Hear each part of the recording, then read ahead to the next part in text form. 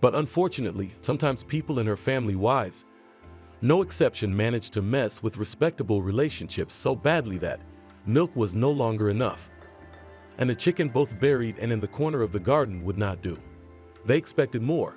They demanded a special apology, and the fool who didn't follow these centuries-old rules paid dearly.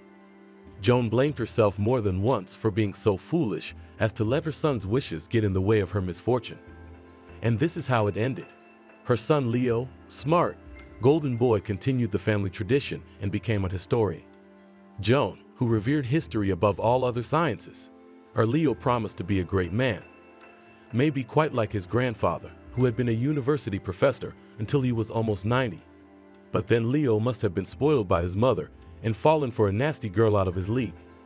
But Joan had some good, smart girls in mind, and Leo could have been a nice wife.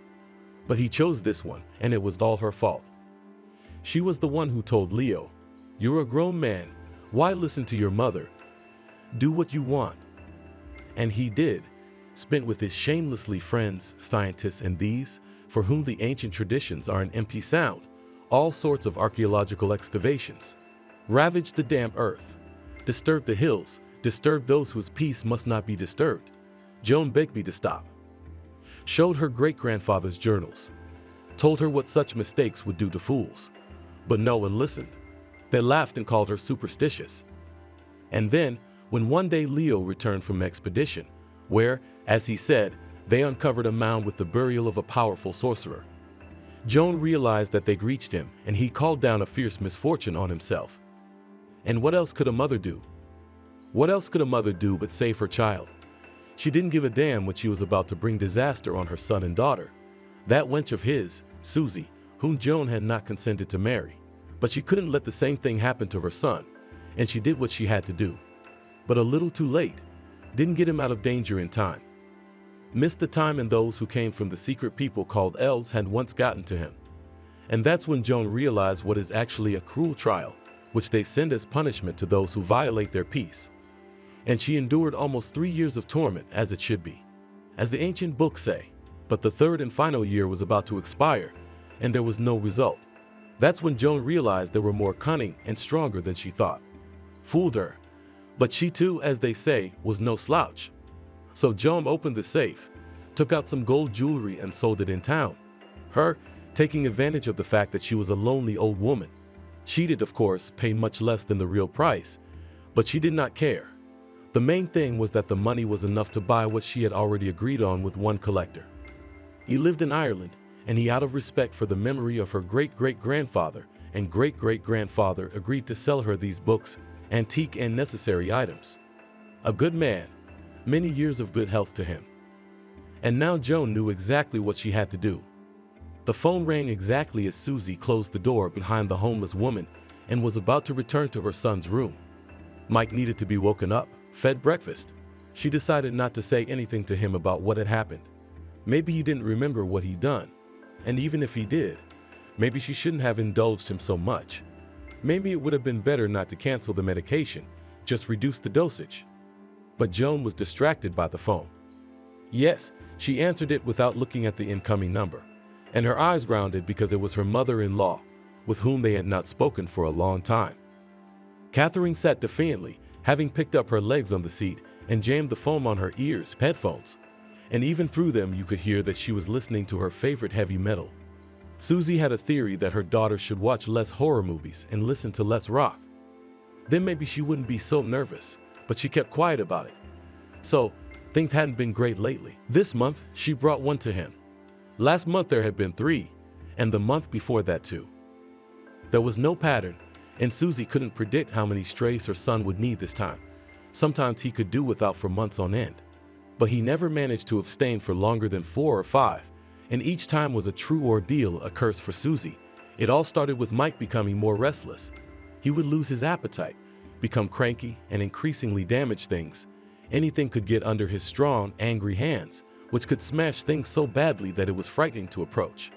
A book he tore to shreds, dishes he threw at the walls. Once he got to a pair of scissors and cut the curtains to shreds. Susie nearly had a heart attack. When she saw her son holding a sharp knife, she wasn't afraid for herself, she was afraid for him, her unwise child. "Mom, I want to see," he whispered and looked past her. "Mother, I must see." She knew what such words meant and, swallowing her tears, stroked his head each time. "Okay, be patient, my bunny. Mommy will soon bring you the right person, but you have to wait a little bit." "Okay. Mommy has to go to work." "Okay, okay." Usually Mike agreed to wait, and then she had a couple days to find a suitable candidate. But sometimes his son would get sick in front of her eyes, and he'd start breathing heavily, mumbling some gibberish under his breath. His face would turn red, and his eyes? Oh, at such times it seemed to Susie that it was not her child she was looking at. "I have to, mama. Ring me. I want to, I have to." And then she'd get out of her seat and go looking for what he needed without a moment's hesitation. And I don't care if she misses work. There, by the way, knew that her son has a mental deviation and treated with delicate understanding. Good people. How grateful Susie was to her native factory accounting department, where she was not fired when her family was in a nightmare situation, and she had become an employee who could no longer fulfill her duties perfectly. She was well aware, after all, that a single mother with 2 children, one of whom was crazy, would not be welcome anywhere. Another aggravation came just before her daughter's birthday, Catherine's 17th birthday. "Again?" Catherine asked, catching her mother on the doorstep at 10 o'clock at night.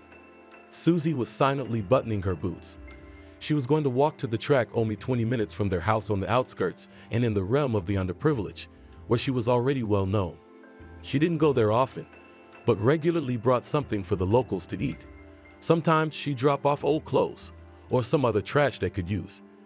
In fact, she had once thought that a stray girl could be found easily, just a snap of the fingers, a lure of anything, and she would go. After all, the need of a desperate situation better than any organ will be better. But it turned out that bums, people, sheets, and cautious.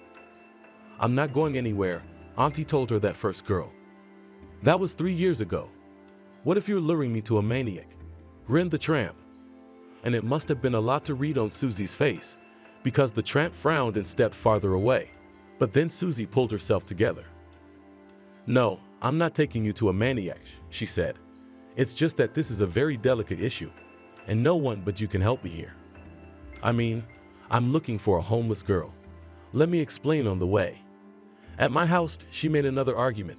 "I made dinner of stuffed cabbage and apple pie. You can use my bathroom, and I'll give you new clean clothes." Then the girl went with her. And it was later, looking back, that Susie grinned wickedly to herself. Oh, how hard the first time had been for her. And then, when she had lost track of the homeless, the girls her son demanded. Then they became a gray mass for her, faceless. She just brought them in and didn't get so nervous anymore. They came and went. She didn't memorize them. What did it matter? Each one was for a one-time use of a speak anyway. "Yes, again," Susie said to her daughter, straightening up and wrinkling her aching back. "It's about time. Only 38 years old. And already everything hurts like an ancient grandmother."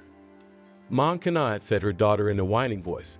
"We better sit in a cafeteria and not at home." "Am I a millionaire in your opinion?" threw irritated Susie. "We've already agreed. The cake in your pastry shop and expensive. Buy you a new sweater, 100 of them in your closet, and they all fit like a sack. You don't know anything about fashion trends." Catherine rolled her eyes. "It's an oversize. That's what everyone's wearing these days." "Herd mentality be damned," Susie muttered, checking that she had everything.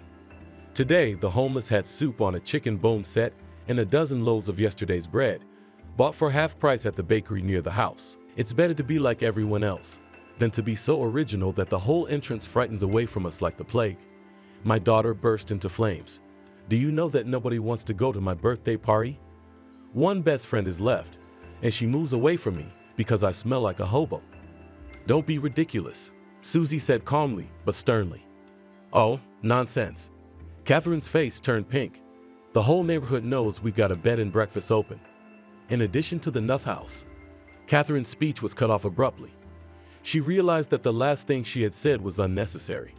She had overstepped the silently established boundaries. Her mother was now looking at her coldly hard. "I'm sorry." Catherine lowered her head. "I didn't mean to." "Did you say what you thought, daughter?" Answered Susie. "And how you feel. But he's your brother, my son.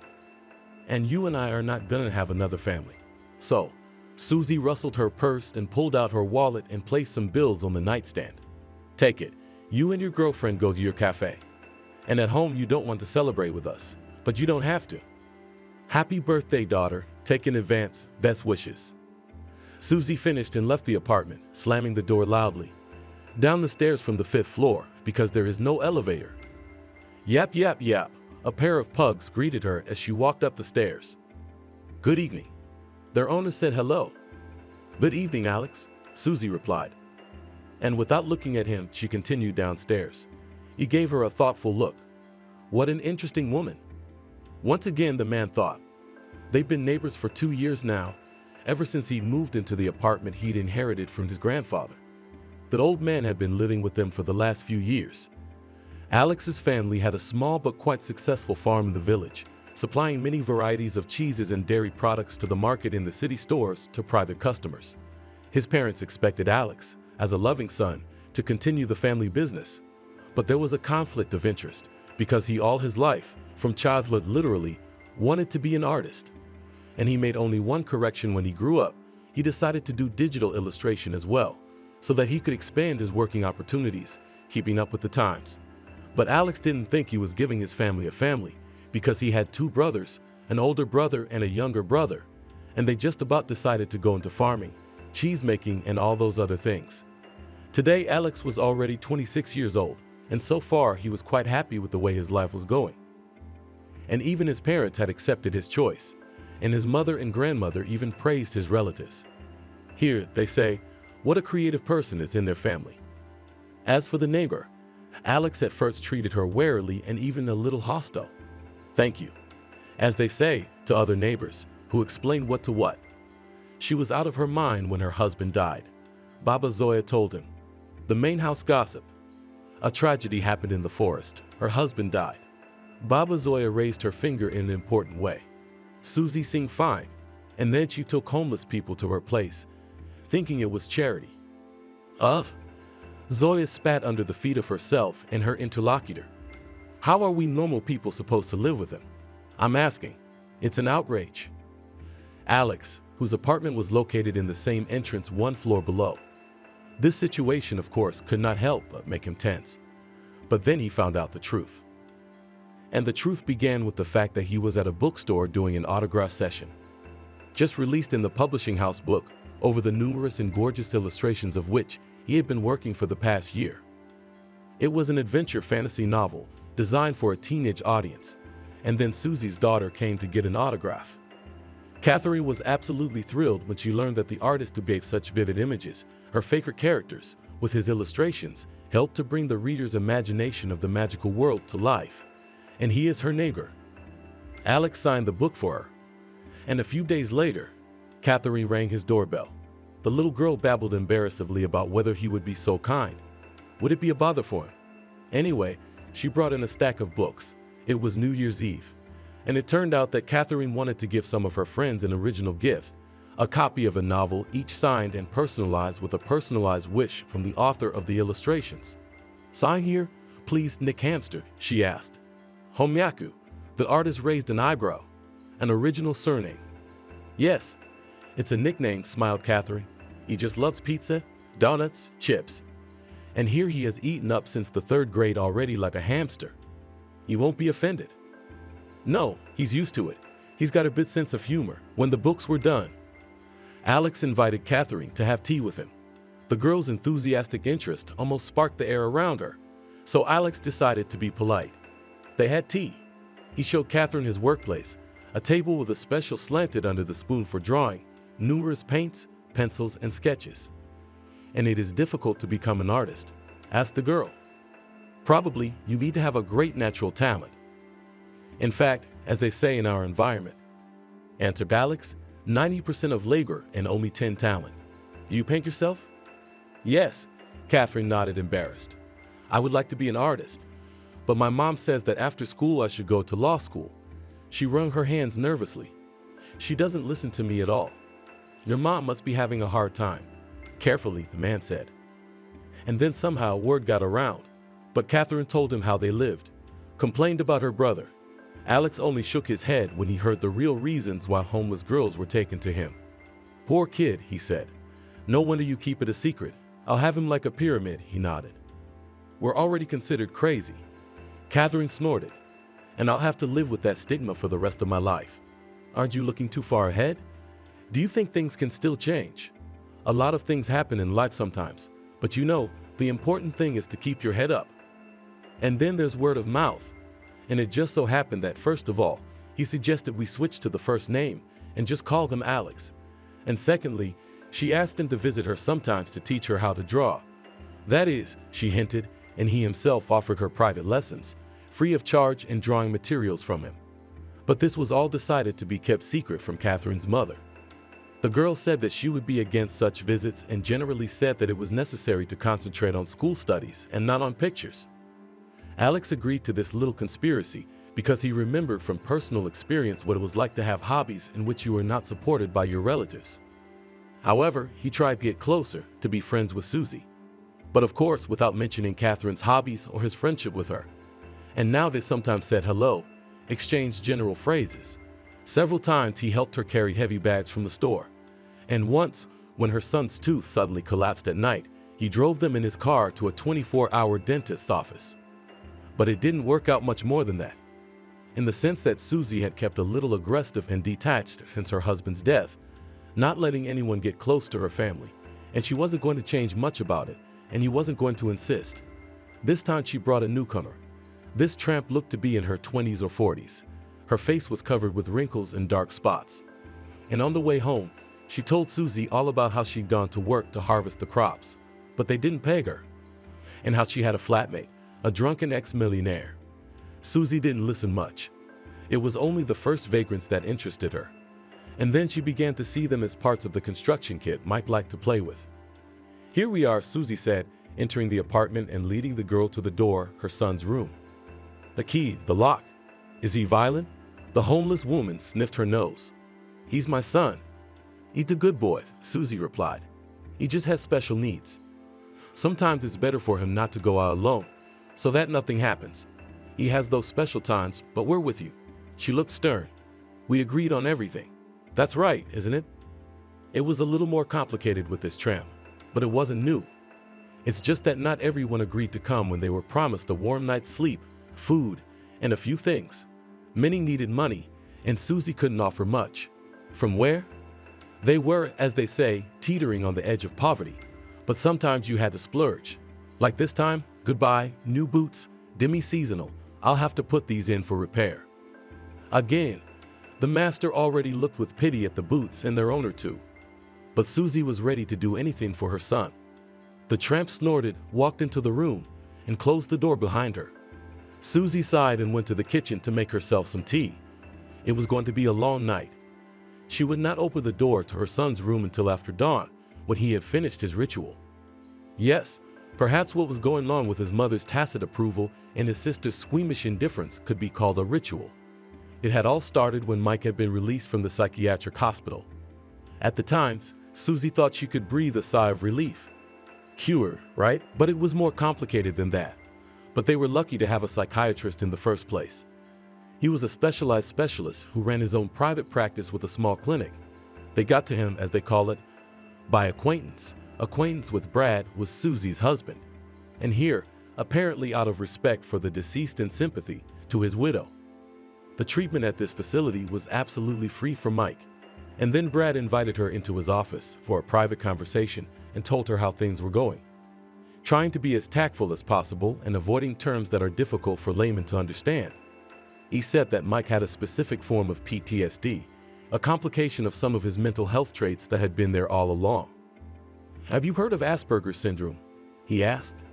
Yes, it has been suggested in us, she replied. But my son always had something else, so it started after a year. That's right, Brad nodded.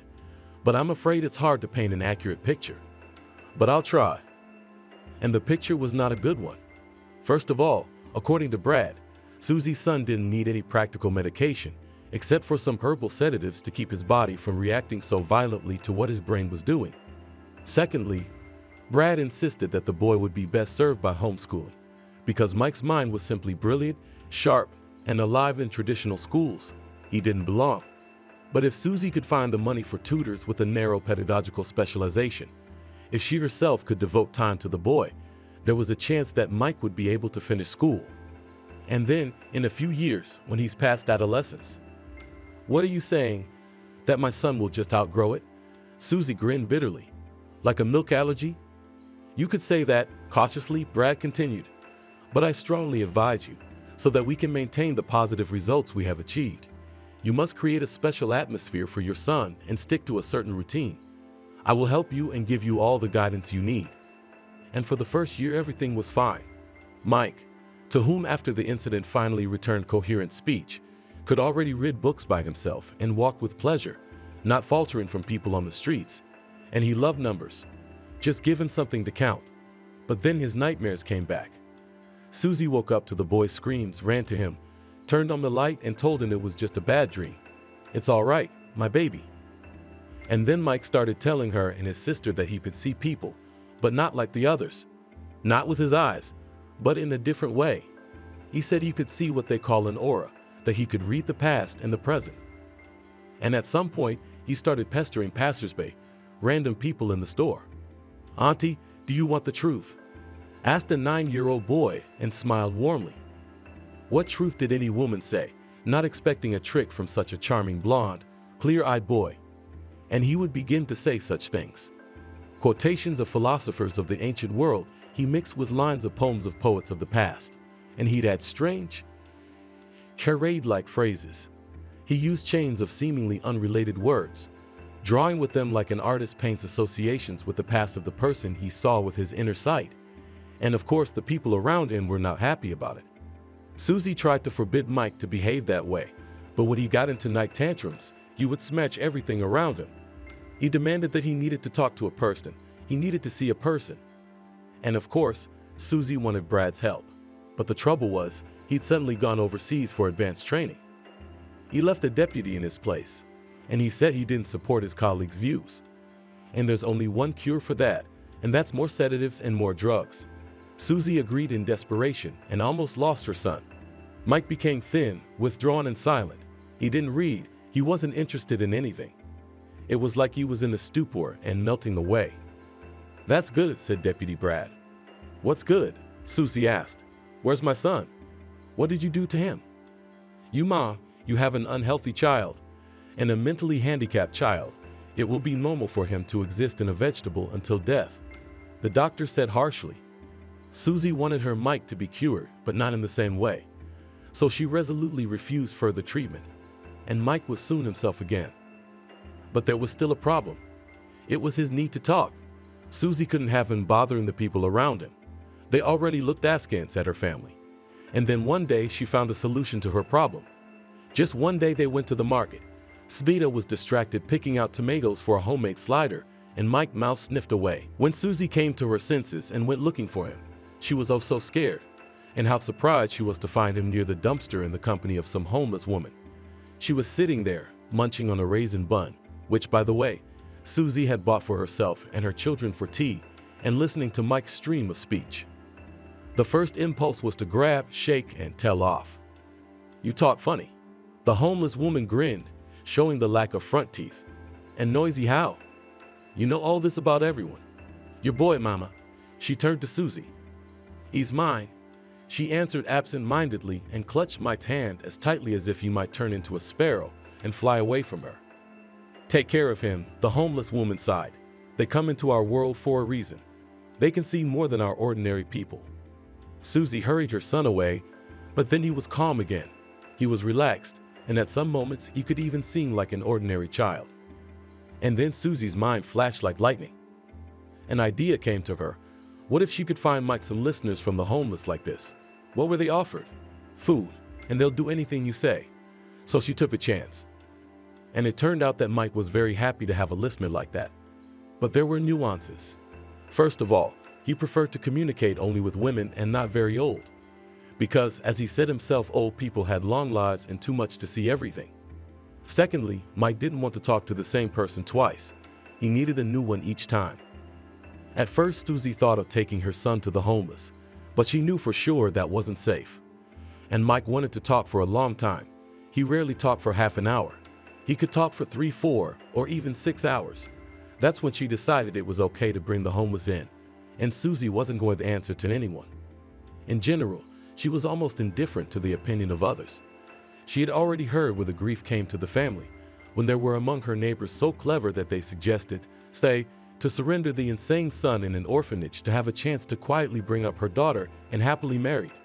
What it cost Susie to keep from punching the unceremonious counselors in the face. "He may be crazy," her daughter told her, "but he's our psycho mom, and we're not gonna let him get hurt." Yes, Catherine, however tired she might be at times, Susie knew that. She loved her little brother very much because they were truly family. They were family, only they had each other. Yes, they were very lonely, painfully lonely. I mean, sure, theoretically there was kinship, but in essence. Susie's parents had been killed in a car accident long ago, back when Catherine was a baby. Her husband lost his father in childhood and was brought up by his mother, who after that tragic incident, her mother-in-law turned away from them. Just like that, she cut them out of her life. And the reason was hurtful, evil, unfair. And Susie always didn't understand. But how could it have occurred to her? The thing was, the mother-in-law was unwavering. Sure that Catherine wasn't her son's own daughter, that Susie had her on the side, just like Mike. And it was, of course, easily disprovable nonsense. Susie offered to do a genetic test to confirm the parentage, but her mother-in-law said she wouldn't believe it because it was all nonsense. It's your science, and you can fake the results. By the experts. Susie then literally laughed in her face, and she gave the last trump card, after which Susie thought that the mother-in-law, perhaps a little crazy herself. "I've heard of telegony," Joan asked with a wry squint. "I know that you didn't come to my son as a girl, that you were a whore before him. So yes, it will be known to you that if a woman, with whom she was before a man, from whom she had children, her children will be, in fact, from those first lovers of her Bragans, and not from the man on whom they were written down." What are you saying? Your eyes are rounded, Susie. It's a scientifically proven fact. Lips tightened, mother-in-law. Proven by whom? By whom? You know what, hissed Susie, who was shaking, so hurt by her mother-in-law. If we're talking about dissimilarity, it's Leo, who's nothing like you. I just don't believe that such an evil, mean, ugly aunt could give birth to such a kind, intelligent, and caring person. Joan froze then, her face contorted strangely. Susie even felt creepy, as if her mother-in-law's eyes had looked at her for a moment with different, alien, cold, almost inhuman eyes. And then the mother-in-law, as if she woke up, snorted in her usual manner and left. Then Susie's husband found out about the whole affair. He went and talked to his mother, literally took her by the hand to make peace with Susie. And it seemed like peace was restored to the family. And then that same summer, when they came from out of town to visit her mother-in-law for Catherine's summer vacation, the family's life was shattered by a terrible tragedy. Dawn found Susie laying her life on the table. She rested her head on her folded arms and dozed off. Now she woke up, jumped up. I should have at least turned on the TV. Its noise would have prevented sleep, would have distracted. Catherine had spent the night away from home, spending the night at a friend's house. And Susie knew the girl well, trusted her. What about her? In general, she looked into her son's room a couple times a night to check on him. Not that Susie would be afraid that the homeless woman she brought in would be crazy. No, she almost never feared it. She only ever brought in people who were sober, and she'd long since stopped offering alcohol as payment. That way she was able to weed out suspicious elements from potential candidates for conversation. But still, there were a couple of unpleasant cases. A couple of homeless people broke in. Leaving the room, Mike quietly went to wander around the apartment looking for something to steal. There was another girl who started saying she was underage, wants Susie to adopt her. We had to get her out. I knew for a fact she was lying. She's 25 years old. And in general, in order to protect herself, even if by a dubious method, Susie began very quickly not just to look for random homeless people, but to go to the place of their permanent residence on the heating main. There were a couple of such settlements of homeless people there. It was funny and sad at the same time to see these makeshift tent settlements where the homeless huddled in groups of a few. But the most important thing was that these settlements and homeless people had their own heads, the most sensible and sober people. Of all the homeless people, they were naturally, at first, wary of Susie's strange proposals. But then, realizing that taken, so to speak, for a while girls always return in order, and not empty-handed, with food, things, with medicines. In general, these elders even began to recommend to her suitable candidates for her son. Naturally, Susie did not even hope that the homeless in their environment will keep everything that happens in secret. But here was the surprising thing. They somehow reacted to all this much more adequately than ordinary people.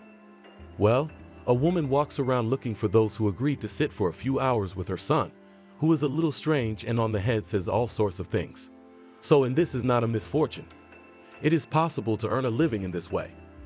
All the more that sometimes, as Susie realized, some of the homeless took something valuable for themselves from communication with Mike, whether he was making predictions or interpreting dreams.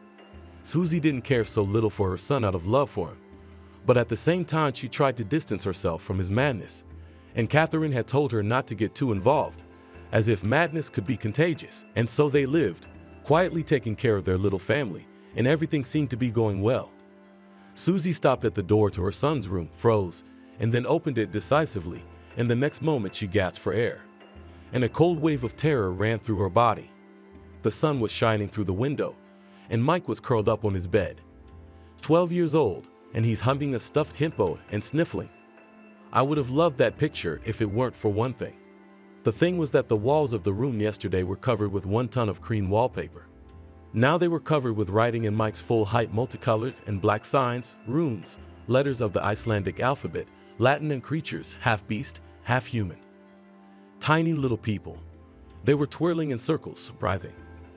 And in the midst of this painted madness, painted in black ink, was Leo, Susie's husband, who had gone missing the same day her son had gone mad a few years ago. "Good morning, mistress." It came lazily from around the corner, where a homeless woman sat in a tangle like a nest of piled blankets. Susie didn't even have the energy to resent her son for giving her all the bedding in the room. Mike, by the way, was sleeping on a bare mattress. "What a night you had." The homeless woman stretched and nodded at the sleeping man with a grin. "I heard that he can read the future and the past of people. But he was telling me stories all night, and then he went to draw. He mumbled something, but I dozed off. He kind of scratched his armpit, sniffed his fingers and grimaced. He'd tap you with everything, but he messed up your wallpaper, mother. He's growing up an artist. This country house was built by Joan's great-great-grandfather. The brickwork, skillfully combined in it with wooden elements, 3 floors, plus attic, roof covered with pizza, and decorated with 6 decorative towers, on the highest of which spins a rooster. A weather vane. Around the side of the house was a veranda. Initially behind the stained glass windows, which were badly damaged by looters in the 20s. The descendants only had the sense to recreate them in the mid-70s. Once this house was full of the voices of relatives and children's laughter. On weekends, musical instruments were played here. All the women in their family were excellent musicians. And from the kitchen, where the cooks were busy, there was a mind-boggling smell of pies. There was once a lovely garden around the house, full of roses, the varieties of which were sent straight from England. And later it bore apples, pears, plums, and cherries. They bore fruit generously, to the envy of all the neighbors, because the owners of the house and garden knew the secret of increasing the fertility of plants. But time passed, and little by little, the house and the family in it became lost, all the weight in society, its reputation for wealth, and even the strength of the bonds that bind them. Someone would call it a natural, alas, sometimes inevitable course of things, which according to the mysterious laws of the universe sometimes befalls some families. But Joan had her own most correct opinion on the subject, as she thought. It was all about the fact that over time her family had begun to forget to whom they owed everything they owed in time, respectfully thanked for what they knew how to do. It was all about the fact that the house was not built on a simple site, but where it was a hand's reach to the hidden world where the little people dwelt. Joan, when she was younger, hadn't really believed it. But when her husband died, when her relatives, one by one, who passed away, and who simply abandoned everything, betrayed tradition and left, that's when she realized that these are definitely not fairy tales, and anyone who broke the rules would be in trouble. And she couldn't understand it. How stupid are the people around her? Why can't they see the obvious? They knew about it in other places. Plenty of places. Take Ireland, for example. But progress has reached there too. And in the matter of ignorance, what killed the old days? You've held your ancestral traditions by the roots. And what, pray tell, could have been good about that? Joan had long been retired, but she was young in spirit and was not going to the other world yet. Because there were still important things to do, it was necessary to take care of her family. The old woman was rocking quietly in a chair on the veranda when the window was open and the sunlight was pouring in. She had just made tea and was going to drink it with honeycomb. And then to knit for an hour, she deserved a little rest. And before that, as the smart head of her house, she remembered to put a saucer of milk around the corner by the back porch, because they liked to drink milk at sunset, and in her whole life, Joan could count the days when she didn't. And while Susie was familiar with the theory that there was such a thing as teenage rebellion, it didn't make it any easier, because whatever rebellion a teenager had, and they should realize that a family needs to stick together in tough times, it was as if Catherine was purposely trying to hang her mother out to dry 24/7s. She made excuses when Susie asked her to do the dishes, take out the trash, and clean the apartment, constantly nagging for pocket money too, for clothes, for expensive stationery. She rolled her eyes when flotsam pasta or chicken stew appeared on the table. "I want rolls. Why don't we order pizza?"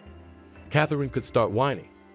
And Susie had the urge to send the insolent girl to her room without dinner and deprive her of sweets for a week. She couldn't do that to her girl, and she held on. Even tried from the meager family budget, from which it was still necessary to allocate regularly to repay the loan. Tried to please Catherine with something, because young years, so let them be good memories, not one need. And now there was a new cause for conflict. Susie, Catherine, and Mike were taking the intercity bus to visit Joan's grandmother and mother-in-law. Susie at first could not believe her ears when she called to apologize for leaving them, not supporting them for so many years, and then confessed that she really wants to return everything to be a family again. And the mother-in-law also said pitifully, saying that her heart had been bad recently. Then the ambulance came, and the whole life flashed before my eyes. And now that I realize how fragile human life is, I decided to reconcile. "Mom, why do we have to go to her?" Gesticulating vigorously, Catherine protested. "She left us when Dad died. At all did not support you, did not give a penny." "Daughter, listen," tried to explain her view of the situation Susie. "Joan was in a very bad place then, maybe even worse than we were. I mean, she had a son who'd gone missing, and then when he was pronounced dead. But understand, she's an elderly person." "Mom," Catherine squinted suspiciously, "and I understand, Mom, we go to her to make peace, and she began to give us money. Yes, to write a will for us." Susie looked directly at her daughter. What was there to say? Well, yes, Catherine was partly right. Material interest had played its part. Joan, after all, was a very wealthy woman and a pensioner in years. She could really support a small family now, as well as legal bequest in favor of, if not a widowed daughter-in-law, then at least grandchildren. As it happened, Susie had inherited nothing from her husband. Land and house, good auto accounts in the bank, and a vast collection of antiques. It was all cleverly registered to Joan. As Susie later realized, this woman just used to keep everything under iron control and tried so hard to protect her son from mercantile girls. Now they really needed the money. Susie had already missed a loan payment last month. The money set aside for it had gone into repairs, breaking 8 refrigerators. And there was also Mike's tutoring fees to pay. And Catherine had a cavity on her front tooth, so it was time to go to the dentist. All in all, Susie was willing to push her pride far away and make peace with her mother-in-law.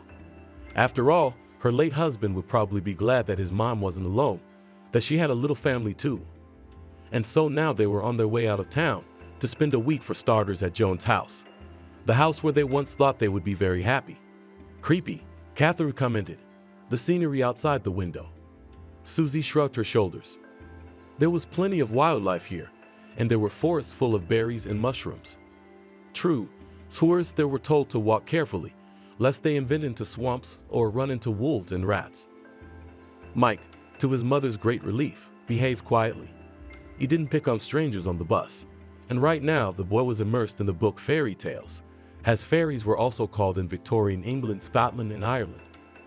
This richly illustrated book had been brought from somewhere by Catherine. Susie didn't like the theme of the book. It had personal dark associations, but her son had latched onto it like a cancer with his claws. What was there to do? "That's where they live all of a sudden," Mike said. He poked first at the spread of the book and then out the window at the woods. Susie threw a glance at the book. There was a winged little man in a cap on a dark green background. Only it didn't look like a good fairy. It was a freak, to put it bluntly. Deformed, with broken arms, legs, or paws. And it grinned. Susie turned away. I wanted to believe that this book wouldn't give Mike nightmares. He didn't have nightmares without books like this. This book of fairy tales was strangely comforting. Finally, the bus stopped here. From the stop, it was possible to get to the village or dacha communities. And if you walked a little farther, you could get to Joan's house. Susie was the first to move down the aisle. She worriedly sorted her bags from her luggage into the compartment. Someone hadn't mixed up the stuff either. Catherine, keep an eye on your brother, she commanded, already getting off the bus. Yeah, Catherine responded, and without taking off her headphones, pulled Mike's seat. They're over there, said the boy, poking his finger animatedly at another book where a poor shepherd was drawn. It was an illustration in a fairy tale that told of how he had been attracted by the songs and the scent of a treat, left his flock behind, entered the lights as a trophy and spent the night there, making merry by dancing with them. And when he returned the morning to the field, he did not find his herd. When he came to the village, he found out that it had actually been 100 years. They took Daddy away, said the boy with a serious look. Aha, responded Catherine, who did not understand a word of what her brother said. She had heavy metal music blaring at full volume in her headphones. The house was just as Susie remembered it. True, it had fallen into considerable disrepair since then. It wasn't surprising, though.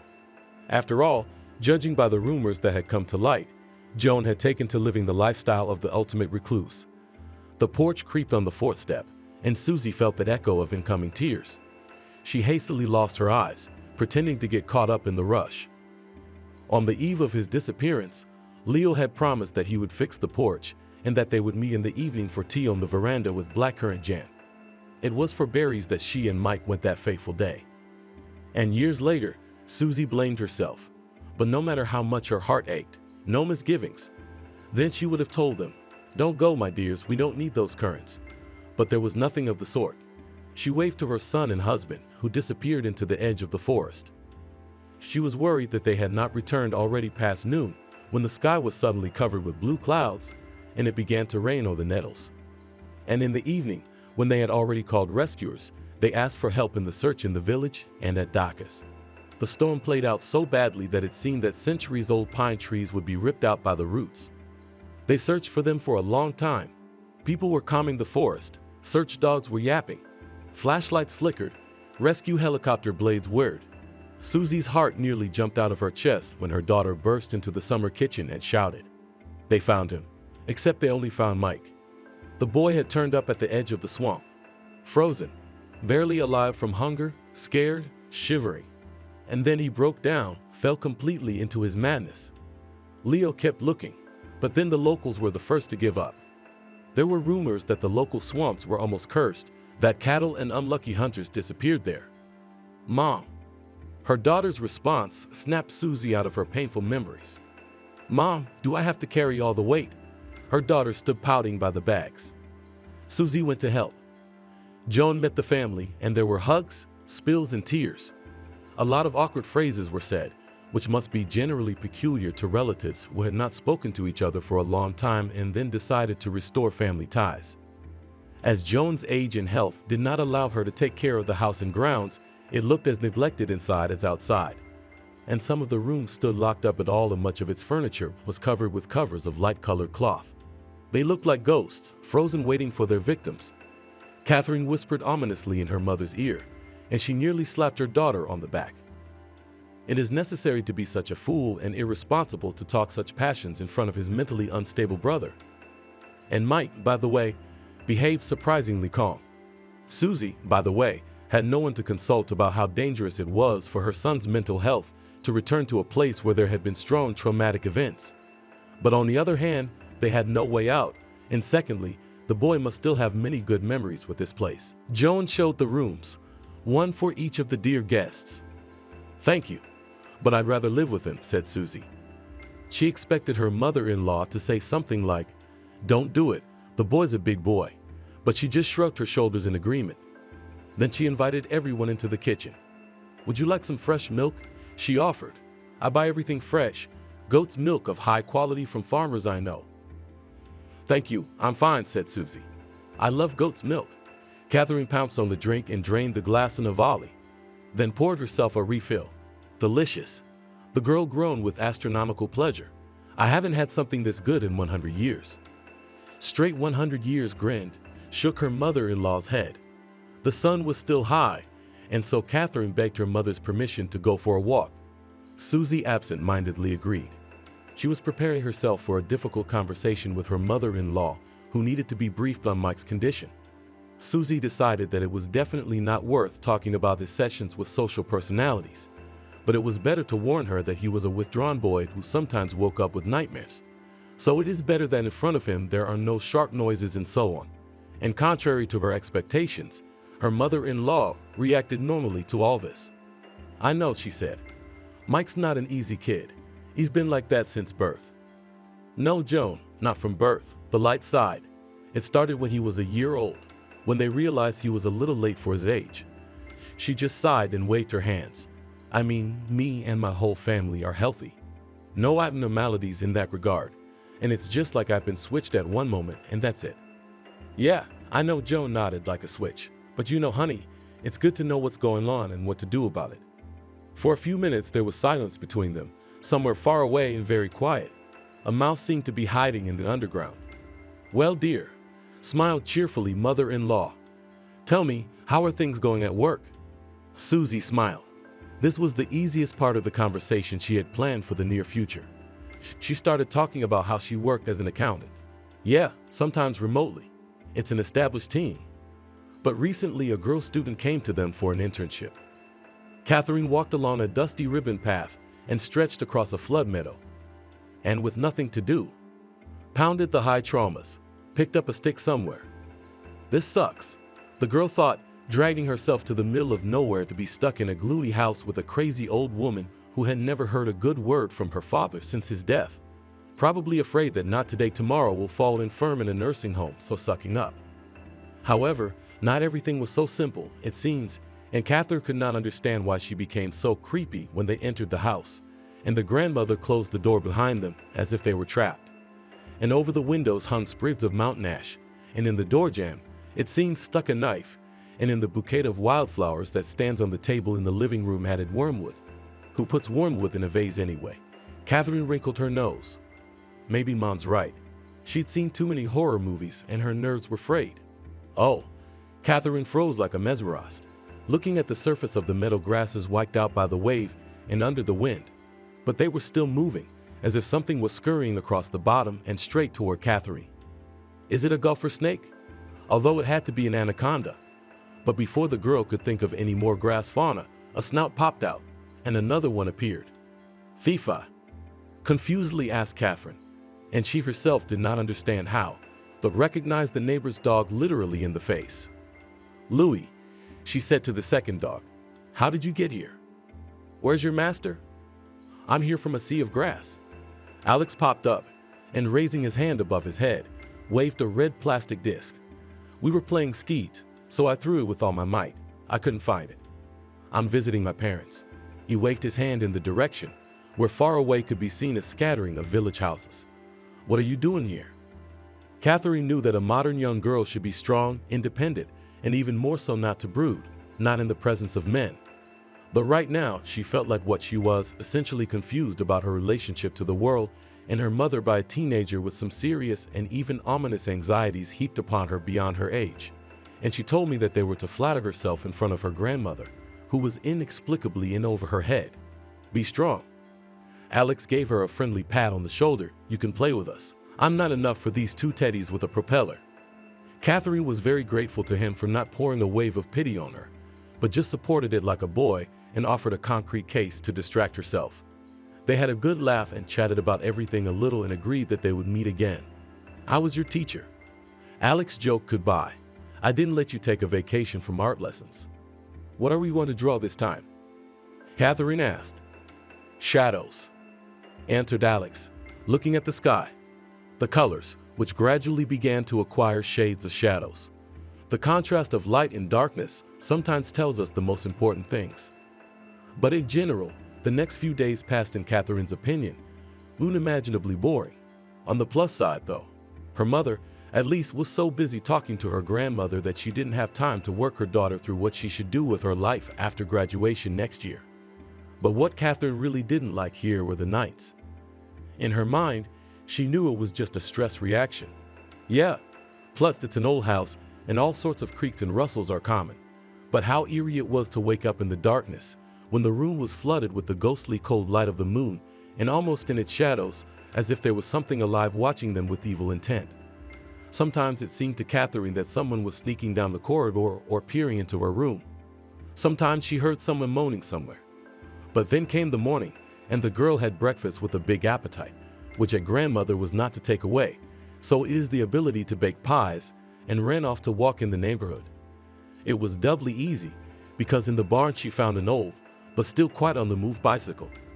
It became quite suitable for traveling, when it literally in a couple of hours fixed, where and how Alex, he by the way, Catherine often complained about the family circumstances. I'm sick of her, rolling her eyes shared the girl, all pestering me to salt the food. And I have explained to her 100 times that I will not, because I'm on a diet without salt. Maybe I should be kinder, she added, with a heavy sigh. It's just that grandma is old, doesn't understand anything. Of course at that time from the care of myself only cucumber masks were. No one ever heard of body diets. You should learn the history of everyday life. Alex grinned. I can give you a list of suitable literature. You'll be surprised. It had been 5 days of visiting. And Susie suddenly said that she had extended her family leave at work, so they're gonna be here for a little while longer. And just as she was announcing the news that morning, something happened. Granddaughter, put the kettle on the stove, Joan asked. I thought you were boiling it just now, muttered Catherine, who was actually looking forward to going out. But she decided to really be kinder, so she went into the kitchen. There's the kettle on the table. I just have to get it. Put it on the stove. There was a cry of pain in the house. What happened? A worried Susie came flying into the kitchen. My arm, Catherine whimpered. It's my grandmother's fault. What? Don't be silly. Let me see. Mom intercepted the teenager's injured limb. Oh, I'll get the first aid kit. Joan, where's your first aid kit? In the living room closet on the top shelf on the left, the older woman answered. She also came running into the kitchen and now pressed her hands to her chest with round eyes, looking at Catherine. Is it very painful? What do you think? The girl replied with a grimace. Did you know it was hot? I remembered. You took it off the stove yourself, holding the handle with a towel. Grandma, why? All right, that's enough. Susie, having returned with everything she needed, began first aid. What the hell are you talking about? Grandma just forgot. Yes, I forgot, Joan nodded. She and Catherine looked at each other very carefully. And Catherine realized with horrified indignation and also with fear that Granny had forgotten nothing. She had done it on purpose, and somehow it also seemed that she was capable of more than that, because what goes on in this house is not what it seems. A couple hours later, when Catherine did apologize, not under pressure from her mother, but after deciding that it was better this way.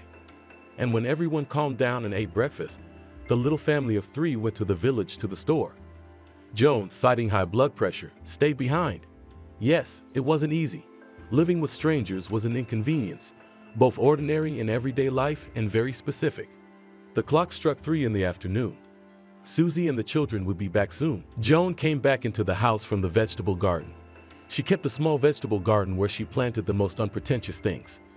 She went into the kitchen and put a large bundle of greens in the sink. The weather was hot. It was time to make soup, and she would make it. She'd already taken care of the rest of the chores around the house. Joan's eyes slid over the floor and the basement, she thought. All is well, and soon it will be even better. And then when he comes back, it'll be just as good as it should be. And they'll all be happy, and she'll even be able to forgive her naughty daughter-in-law for everything. Who are you? Who are you? Slowly, rinsing, serving, and finally chopping the greens, Joan wrote. Are you a witch, or are you a fairy? Or are you a consort? She giggled, shook her head, and wagged a finger at the void. No, Joan thought. That's not the way it's going to work. A line of that old Irish teasing song would fit her case. But except that she was absolutely convinced that Susie was an ordinary human woman, the wife of her son Leo.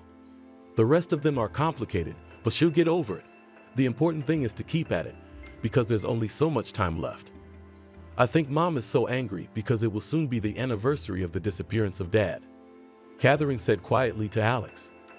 It just so happened that she and her mom and brother met Alex on the way to the store. Susie was surprised, but then he said he was visiting family and with all his incredible charm invited them on a mini tour of the farm and cheese factory. Susie politely agreed, and now Catherine and Alex were touring the farm, a little apart from the others. Be patient. She's got a lot of responsibility for the two of you, Alex replied in the girl's tone. Let's change the subject. I think you should be more attentive to what I'm explaining to you. You made a mistake again in yesterday's lesson. Catherine, since when do you think I mean? The two of them almost jumped and looked at each other, like conspirators caught off guard, which was true. And what kind of lessons are you giving my daughter? She insisted to the man with her index finger. What's going on? Susie, don't worry, I'll explain everything. Alex stepped forward, while Catherine literally hid behind his shoulder from her angry mother. The thing is, I'm teaching Katia how to draw. She wants to be an artist in the future. What?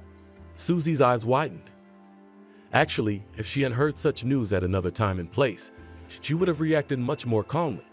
But right now, she was already on edge. Are you out of your mind? What am I slaving away at my job for? Thinking about how to pay for tutors so you'll do well on your exams, so you can get into your stupid art school? No, honey. Susie pounded her fist on the wall with such force that she was in the stall. And they were now walking through the area where the cows were kept, mooing unhappily. As long as you live in my house, you will do as I say. So when I turn 18, I won't be living there. Catherine flamed back, of course. Is Mike the only one you can mess around with? Is he the only one you love? Because he's stupid, and he'll always be obedient to his mommy.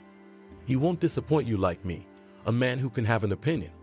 For a few minutes there was silence in the little company. Rustling, mooing in the tables, tension seemed to hang in the air, as it does before a thunderstorm. Mike wasn't with them. He was in the yard with Alex's parents, showing him the horses living on the farm. Are you 18 yet? Susie's eyes glittered dangerously, and there was a steel in her voice, a steel that restrained other people's stiffness. Not yet. Then march with me. I said you'll stay in the house, right? And you? She snorted. I didn't expect that from a neighbor so decent looking. Don't you dare come near my daughter, clearly. Mom, exclaimed Catherine, you can't please. Alex is my only friend. He and I are. Yes, he's the best. Catherine. Alex put his hand on the young girl's shoulder soothingly. Go with Mom. She's right. By all rules, you are still a child now, and you can't do anything you want at all. She didn't answer. She just looked him in the eyes for a long time, and then sobbed and shook her head and rushed out of the barn into the yard. Alex saw them off with a thoughtful look. He was really sorry that everything had turned out so ugly. He was also uneasy. Anxiety because of what he had learned in the last few days, something coming from the distant past, did not give him peace, and he decided that it was necessary to sort it all out. Outside the window, as if to order. That is, in keeping with Catherine's mood, the rain was falling. The punishment of being cooped up in four walls was hardly a second day, and it felt as if she had been locked up for a century. She didn't feel like doing anything. She couldn't help in the kitchen. It was terrible to look at the burns on her arm. And so Catherine settled down in a small room, which served as a library and study in the house. To be more precise, it had been like that before, when Papa was alive. And before him, his grandfather and great-grandfather had worked in it. Now it was just a room, a little neglected, dusty, and filled from top to bottom with books. But Catherine was cozy here. She was left alone for a while, and she could sit and listen to sad music and look out the window. At some point the girl thought to read, but after a quick look at the spines of books, decided that it is unlikely that in the library of hereditary scientists, historians, and culturologists will find something interesting to her. So the only thing left to do was to be sad, to watch the gray-silver stream of rain streaming down the glass, illuminated now and then by flashes of lightning. And remember how nice it had been to walk in the meadow with Alex and his two dogs. And also right now, for some reason, Catherine found the strength to admit to herself that when she became an adult, she would be 18 years old already. She probably wanted to get married soon, to be behind someone like a stone wall. And she'd like that person to be a lot like Alex. Just like him to be. Catherine smiled dreamily and propped her cheek with the palm of her hand. tangled herself more tightly in the warm plaid she dragged here from her room. She remembered how they had walked, laughed, talked about everything. He told her all sorts of interesting things about these places. So Granny's ancestors were some kind of landowners here? Catherine asked. There were indeed those who even owned serfs, Alex answered. But Joan's ancestors were famous not as successful landowners, but first of all as scientists, experts in folk culture, folklore of Europe, including England and Ireland. Also, their education was bizarrely combined with superstitiousness. No offense to them. Granny probably believes in the housekeeper. Catherine grinned. I've seen her leave a saucer of milk outside the house. In general, that's how they pay the housekeeper. Alex said thoughtfully, but in this family more honored always small people. And who is it? Asked the girl. They have many names. Elves, fairies, pixies, and more than that. And elves, laughed Catherine, forest beauties who dance in the flowers, and they also help Santa Claus at the North Pole. Yes? There are versions of that too. Answered her with a warm smile, man, but folk beliefs, coming from the Middle Ages and times earlier, paint them far from being so harmless. And Alex told her how dangerous fairies could be in ancient beliefs. My dad wouldn't have believed in such things, she sighed. He was a materialist. And in fact, as I remember, he used to make fun of my grandmother for believing all that stuff. Actually, Alex said thoughtfully, such faith is not always harmless. In Victorian England, there were sometimes cases when people who believed that their neighbors or relatives were no longer human did terrible things. The thunder outside the window seemed to hit almost the sill, and Catherine shuddered, but not from it. It was just that everything in her head suddenly began to fit together like a mosaic. What had been happening to them lately? What Alex had been talking about? It can't be. The girl exhaled and jumped up from her chair. Walked around the room. Yes, it can't be, she said and froze. Or maybe, she added and rushed over to one of the closets. Judging by the lack of dust on many of the books, they had been used more often than others. Catherine was thrashing around. She wanted to test her theory, and felt like a complete fool for doing so. And besides, what made her think she'd get her hands on the right one right away? She pulled out books, looked at the titles and put them back. All wrong. But what was it? A book in a black cover. Golden Shyness. Mythological beliefs in Scotland in the second half of the 19th century. Aloud she read the title and opened where the bookmark had been left. Helping herself with her finger, she ran down the lines, snatched up the subject of the text, and rounded her eyes in stunned shock. This book said that some villagers in remote lands believed in the ability of fairies to send changelings to people. For example, if a child was born in a family, and then parents suddenly noticed that there was something wrong with him, he was sick a lot, did not learn to walk or talk, they could decide that it was the fairies and took the healthy little man to their kingdom. And in return they planted their own cub. And then it was no longer enough to placate the small people with rich offerings. The changeling had to be chased away, and the right way to do this was to cause him severe pain. Then, according to the legends of the Therians, unable to bear the spectacle of their cub suffering, had to take it away and bring back the stolen human. According to mystical beliefs, something similar fairies could also do with adult humans, but their kings usually when not careful fools dared to walk on those hills or leafy hills that were said to belong to the little people. Getting rid of an adult changeling was much more difficult, but it was also possible. The main thing was, as believed not to believe the liars, who of course would never admit that he or she was from the people of the fairies, and also to use the right amulets, incantations and magic potions, salt, neat iron, thistle, wormwood. Catherine read and a chill crept up her spine. She just couldn't believe it. She was just terrified. Because if Nana's ancestors believed it, why shouldn't she herself be on the same side? Especially with everything Catherine had been noticing lately. She rushed out of the room, needing to talk to her mom right away. And let her scold her, but she had to listen to her. Catherine didn't want to stay here another minute. She was really scared. Mommy called the girl. And Mommy is not their granddaughter. She heard her grandmother's voice. Joan came out of the kitchen, soft warm light from the lamps. Grandma is wearing an apron the color of this apron. She smiles, wiping her hands with a towel, smells deliciously warm pie. For a moment, Catherine felt like she was snapping out of a bad dream. What a fool. She watched her horror movies and fantasized about something unknown. Now Granny will call them to tea, and they will spend the evening over a cake. Mounty's gone to town, Granny said, and smiled broadly. Her face shone with the joy of a man who had just been given a year's worth of presents and couldn't wait to open them all at once. The neighbors called. They're flooding the place. I thought we shut off the water when we left, Catherine muttered. The idyllic picture in her head was beginning to fade like a piece of paper thrown into a flame. I know, Nana nodded. It's time we had a talk. You, me, the one who pretends to be my grandchildren, and the one whose return I await most of all. Come here, sweetheart. Don't be silly.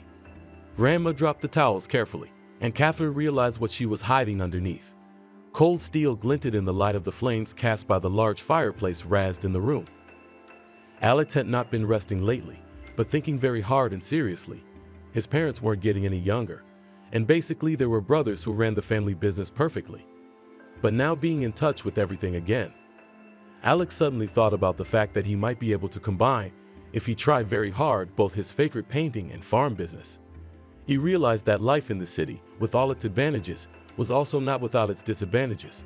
And now he was slowly starting conversations with his folks that perhaps, if they didn't mind, he could give it a try. His parents were fine with it, and neither were his brothers, but relaxing and enjoying himself.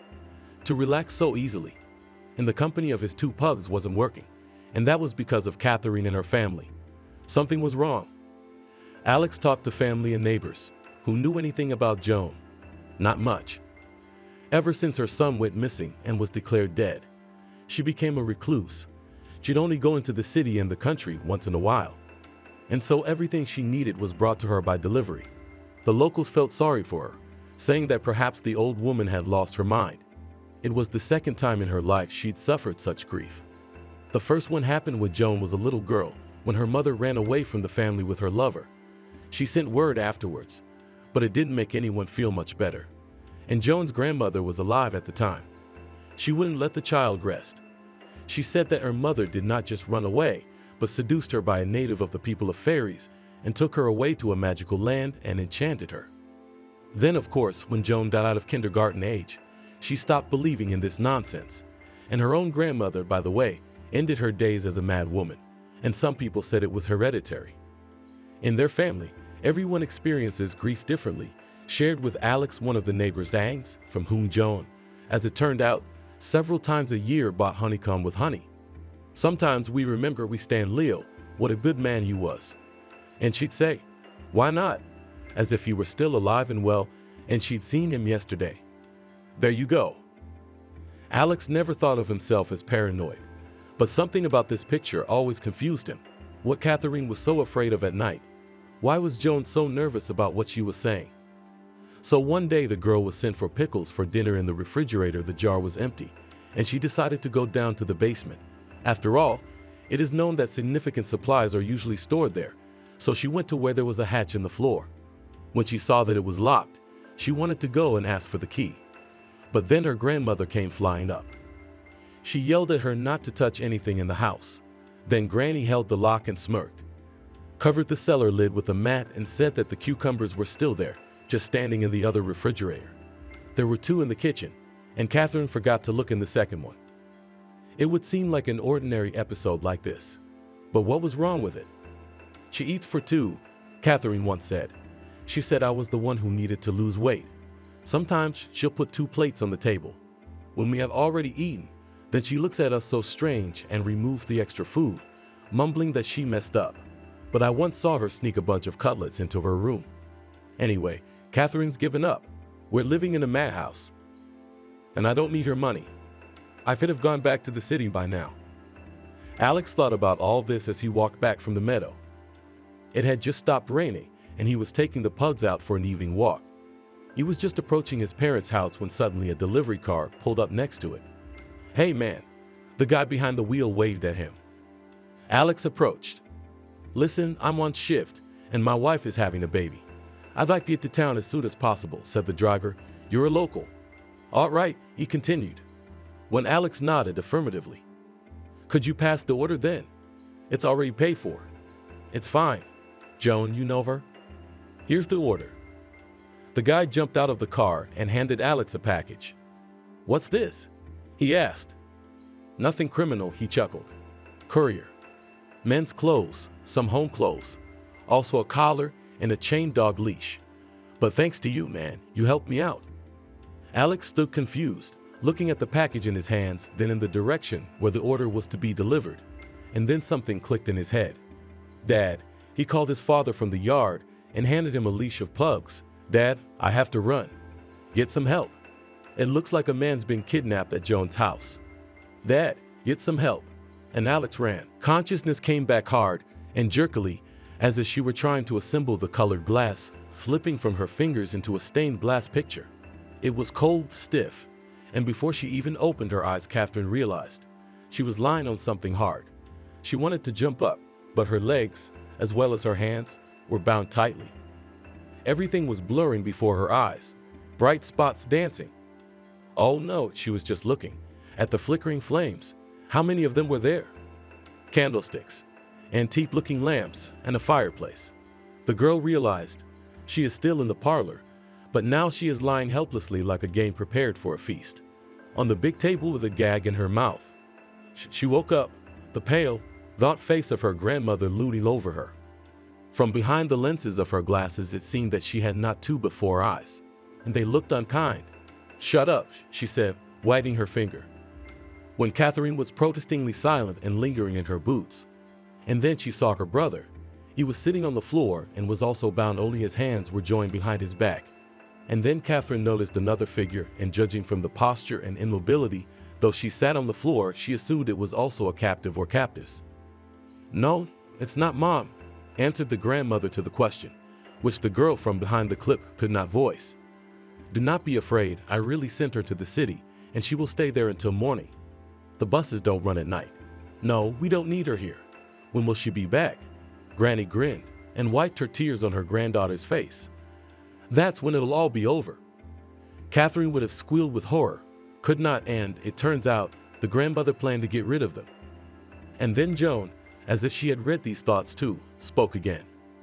And what she said made Catherine freeze and listen, in astonishment bordering on disbelief, because it all sounded like something that might have happened a couple centuries ago in some backwoods place, but not in the modern world with educated people. I knew right then that they had taken him, my boy, my only son. They took him and sent a stranger to replace him.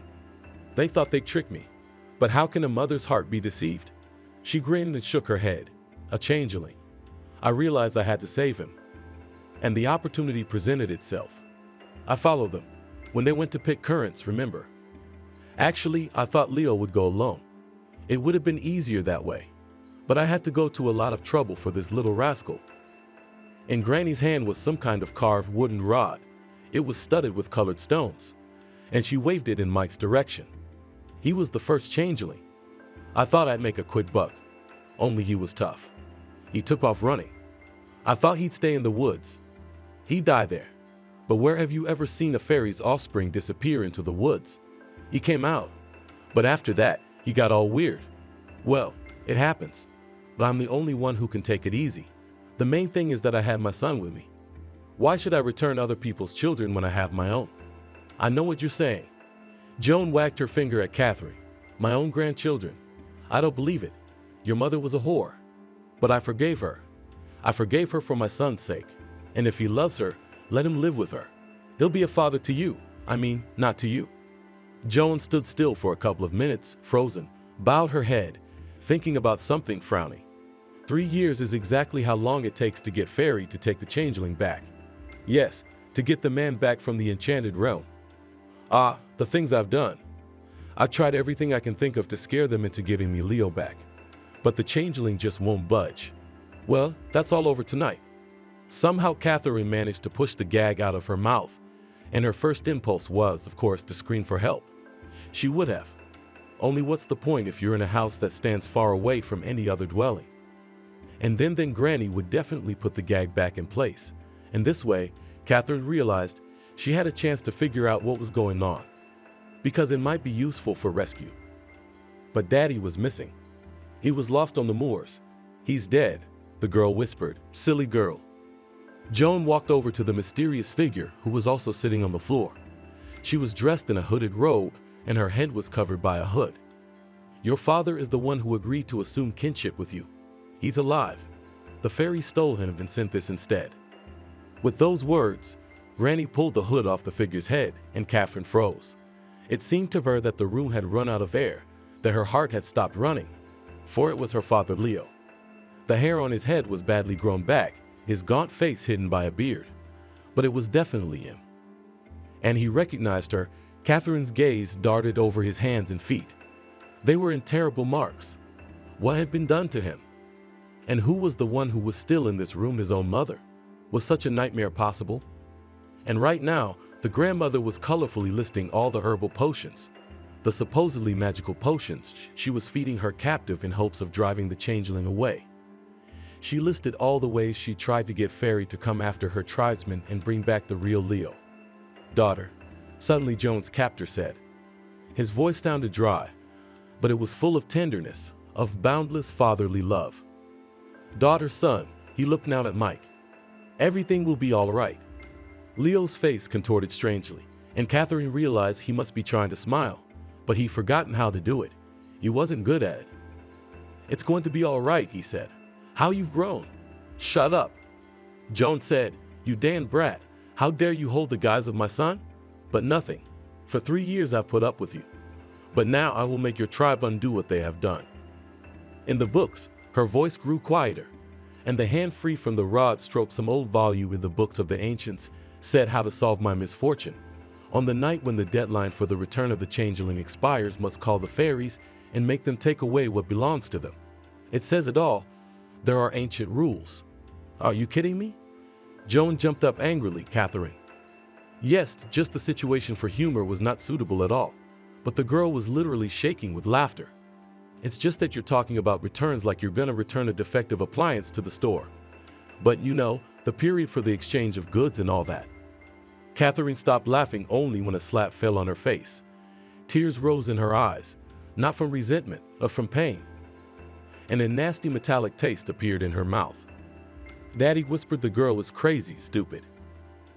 She was not afraid to look, without averting her gaze, and said what she thought. What kind of mother of her own son will kidnap and ban like a maniac? So he daddy. Do. Catherine finally full. The meaning of what happened came through in all its colors. He's been here all these years. Did you keep him in the basement or the attic? The basement, Grandma answered. You can't keep a changeling in the attic. He could grow wings and fly away. And I wasn't kidnapping, I was rescuing. Because she's the one who pointed her hand in Leo Fairy's direction. He's just pretending to be human. But tonight it ends, and I can force him to give me my son back. He'll just disappear. And my son, my Leo. Joan sobbed. Tears streamed from her eyes and snot from her nose. But she didn't even try to wipe them away. They'll come back to me, come down from the hills, come out of the woods, and we'll live happily ever after again. And my grandchildren will come back to me as little and pretty as they were. And how will you do that? Asked Catherine, feigning sincere interest. She suddenly remembered that in the movies sometimes the protagonist of the main character forces his opponent, the main villain, to reveal all his terrible plans, and so drags on until help arrives, but only on who they had to hope in this situation. Catherine was afraid there was no one, unless it was morning soon and her mother would be back. But she knew it wouldn't be morning soon. How are you gonna make him? I mean us changelings to leave, if you couldn't handle it in 3 years, and somehow you didn't catch us like him. You wouldn't have made it, Joan shrugged. I couldn't keep track of 3. And then I didn't care that you existed. What I really want is Leo. You're asking how I get you crafty elves to go away and give me back my kin. Joan, walking over to the fireplace, tossed more logs into it. The ancient books say that if no remedy has helped, then it is necessary to use the fire that answers the evil, and the flames that embrace the fairy in a moment will make the cursed creature disappear. True, it is still said in wise ancient books that this method should be used if nothing else does not help. And I think that's the case here. Time is running out, I must get my son back. And with these words, Joan lowered into the fireplace a rod, which, it turned out, was a torch. She held it confidently, and the glow of the flame was reflected in her eyes. So, who should I start with? I guess with you. Nasty little fairy, she said, moving closer to Catherine. A naughty, nasty little fairy. Not only did you take the form of my granddaughter, but you ate all the strawberries from my garden 3 years ago. It all seemed so unreal to Catherine. Is this really happening to them? and her father is there. Exhausted, shackled in arms and legs iron, but alive. And is her grandmother coming to her now? She may not be perfect, but she's still family. And she's getting ready to use fire to make her disappear. Because, you see, she's a fairy. But before the irreparable could happen, the door to the house suddenly burst open. It was literally broken down, and on the threshold, in the light of powerful flashlights, Catherine saw Alex. Behind the backs loomed a few more village men. Further events over the next few days and weeks merged for Catherine and her family into a stream of events, motley and as whimsically jumbled as glass and kaleidoscopes, assembling into a variety of pictures. The people who took Alex's word for it and risked going with him were shocked by what they saw with their own eyes. Leo was rushed to the hospital. He was in a terrible state, but as the doctor said, he had no life-threatening injuries, and even his mind was still intact. Susie just fainted when she found out her husband was alive. And what happened to the children? But the most striking and startling change was happening to Mike. It turned out that what had happened had hit him like repeated severe stress, a terrible trauma, and it was as if something had clicked in the boy's head. After that, his mental health began to improve at an astonishing rate. Joan was referred to a mental health clinic. The doctor said she was just crazy and couldn't seem to take responsibility for her actions. But she didn't spend much time there. Just one day she suddenly became hysterical.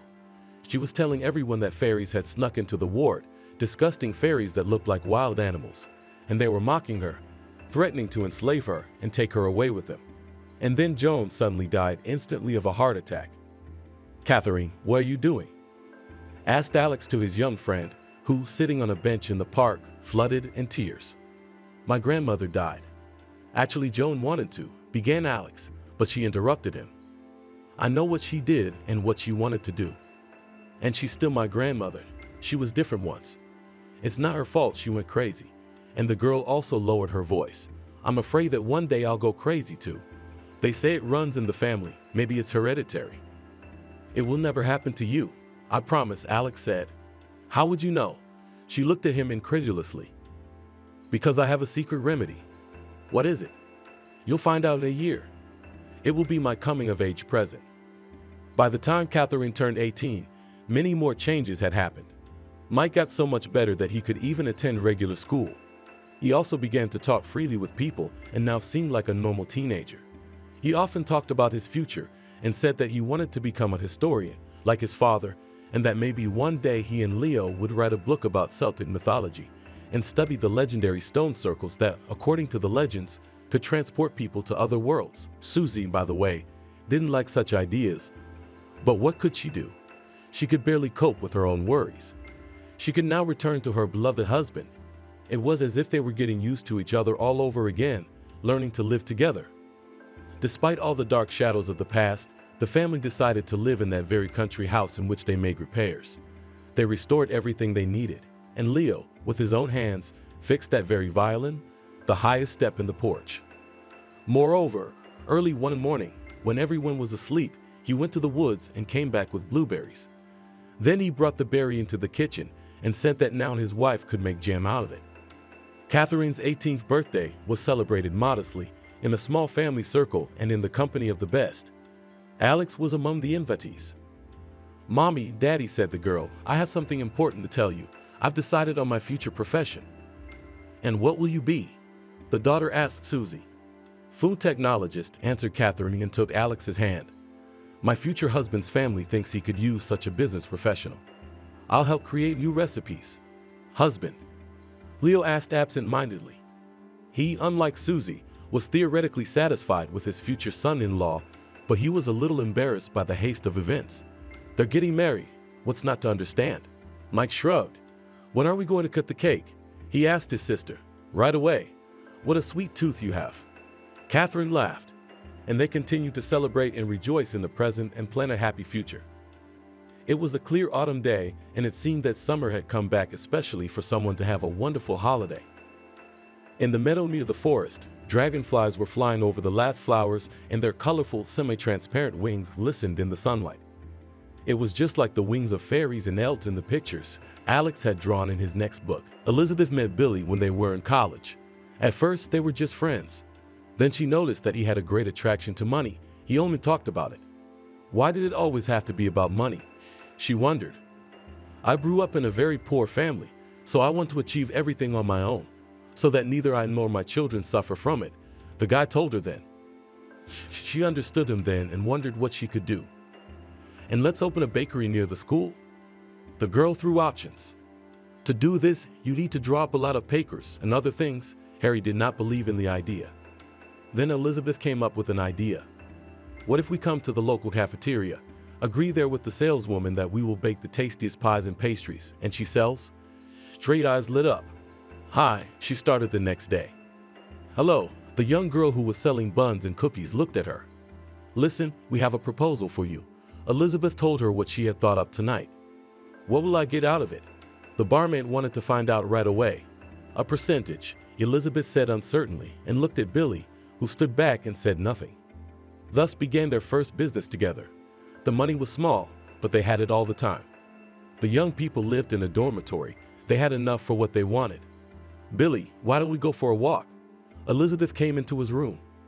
He valued her as a partner, but never considered her as a girl. Well, let's talk about what new things I can do to improve sales. She approached him from the other side. Elizabeth liked the guy. She wanted to be with him, but she realized that she couldn't get him that easily. The girl realized that with her brains and his penetration, they could do a lot together. Well, come on in, he could talk about it for hours. Listen, what if in addition to sweets, bake simple pies, with cabbage, potatoes? She looked at him. And you'll have time for all that? He didn't understand when she had time for everything. Of course, it would be a cakewalk, the girl was sure. That night she didn't sleep again because she made the dough, then made the filling. But by morning everything was ready. If you open something of your own, then call me to work. It's very good, the barmaid told them. Of course, if everything is perfect, why not? Smiled Elizabeth. She was off her feet, doing her homework in the evening and baking at night.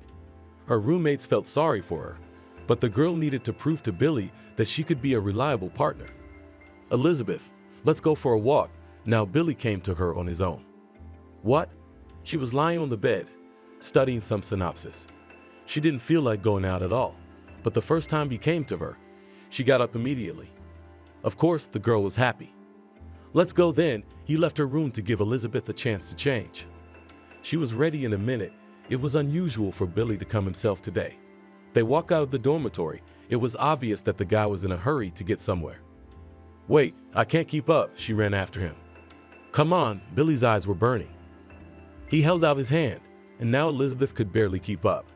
She didn't understand where he was going in such a hurry. Finally, Billy stopped. Look, he stood in front of a glass display case where there were cakes, pies, and other sweets. And you dragged me here for this? Even offended Elizabeth. What are you doing? Now that school is over, we will do the same, dreamily he said. But where to get so much money? Grinned the girl. You do not believe that we will succeed. He did not even turn to her. Why, I believe, but you have to start small. Elizabeth came closer. He lowered his head and walked in the opposite direction they had just come from. Where are you going? She followed him. Home. He was very sad. And me. The girl was so hurt that she had done so much for him, was always there for him. And now when she was so tired, she wanted to do her homework and go to bed. She followed him. And all he had to do was show her what a beautiful shop window it was. Why do I need a man who doesn't believe in me? He walked like that. He didn't turn around. I told you I believe. It's just, you want everything at once. She leveled with him. Billy's step was not so fast now, and she could walk quietly beside him. Why can't a man dream? The boy didn't understand it. Calm down already. Dream as much as you want, but you need to realize small things first and strive for more. She was getting nervous. What are you dreaming about? He stopped suddenly. About you? She almost bumped into him. What do you mean? He didn't expect that answer. Don't you notice it? She looked him in the eye. What exactly? He couldn't switch from one subject to another. I'm always at your side to make your dreams come true, trying, staying up nights, cooking. I come to your room all the time and you. She turned away and stopped talking. Elizabeth, I thought that was all you were interested in. He came over and hugged her from behind. Billy, she turned to him, and I thought you'd never pay attention to me again. Why did you think that? He leaned back a little to look into her face. I can't believe it. she pressed herself harder against him. Back to the dormitory they walked together. Elizabeth couldn't understand what had even happened today. She went to bed, and all she could think about was what had happened on the walk today, and she thought that Billy would never be with her. From that moment on, they began to have a new beginning. Elizabeth was no longer as tired as she had been before. She was filled with love. Now she started making not only shortcakes and pies, but also pizza. Her studies were coming to an end. She had to think of something. "So, Elizabeth, we have enough for a rented apartment, but we have to do something to move forward," Billy told her. "You know, let's open something, like a coffee shop," the girl suggested just a few days ago. She looked in a magazine about it. "Not a bad idea, but our people are not accustomed to it. Will they go?" Doubted the guy. "And we'll do some promotions, offer tastings," she seemed to insist. And Billy gave in. They got their diplomas, and the apartment was rented right after that. Billy started his own sole proprietorship. He was doing well, so now he could think about a coffee shop. "I called a woman.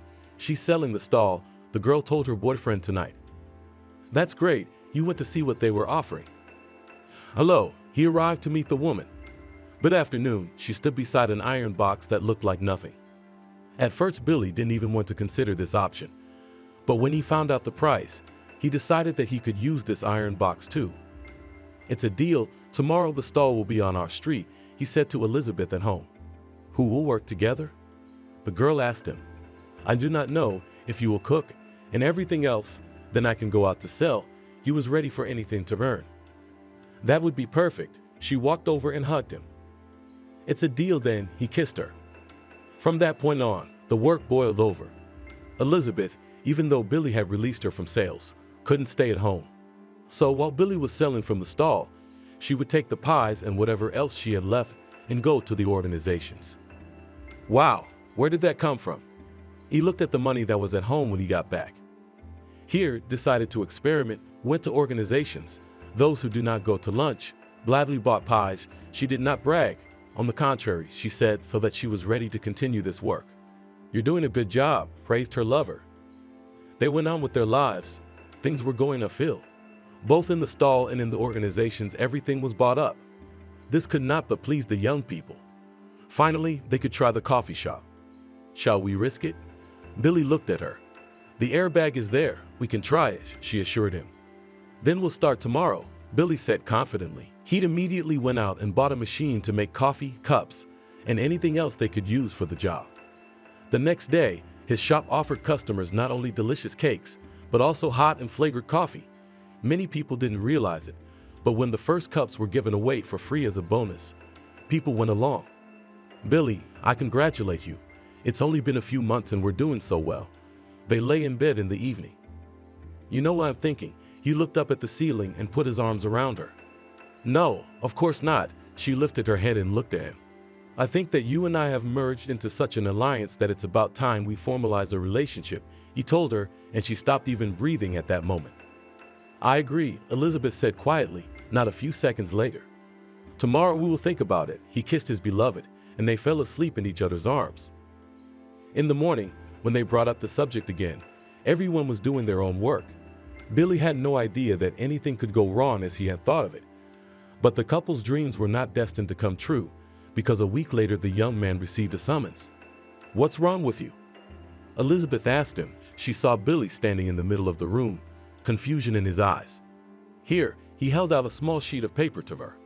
"How's this?" Now she was puzzled too. There was nothing to do but go to the enlistment office. The boy was told when he had to report. He couldn't refuse, so he started packing. "And what, you'll be taken away just like that? And what will I do here?" She did not understand how she would be left without support. To continue the case, he said confidently, because he knew that the girl would cope with it. "This I understand, but you cannot even imagine how tired it is." She sat down on a chair. "I understand everything, but what do you suggest I do?" Although he talked about everything confidently, he was uneasy in his soul. "Okay, I'll do anything." She watched and realized how much she loved this man. No send-off was arranged by Billy. The two of them and Elizabeth sat in the kitchen in the evening. How many warm words they had said to each other during that time. And the next day, she was already hugging him on the platform. "Right," she said quietly in his ear as he pulled her against him. Sure, kissed the girl's ear. They should have climbed into the wagon, but Elizabeth couldn't let go of his hand. I'll be back soon. He looked around one last time and took a confident step away from her. Bye. She sent him an air kiss. I love you, he answered her and made a gesture as if to catch her kisses. Billy left and Elizabeth went home. She had a lot of work to do. Every day she wrote to her lover, telling him how things were going and everything else. He would answer her, sometimes giving her advice. Wow, I've never seen letters come every day. A friend came to Billy. What's the big deal? We're in business together, so we give advice, he replied. What kind of business? The friend was interested. A coffee shop. Billy exaggerated a little. Oh, you're a tough guy? The army buddy was surprised. Well, we're just starting out, but I think it's going to go uphill, he said, to cheer himself up. This time everyone got behind him, but it didn't take long. Billy endured everything they did in the service. It wasn't easy, but he had to endure it.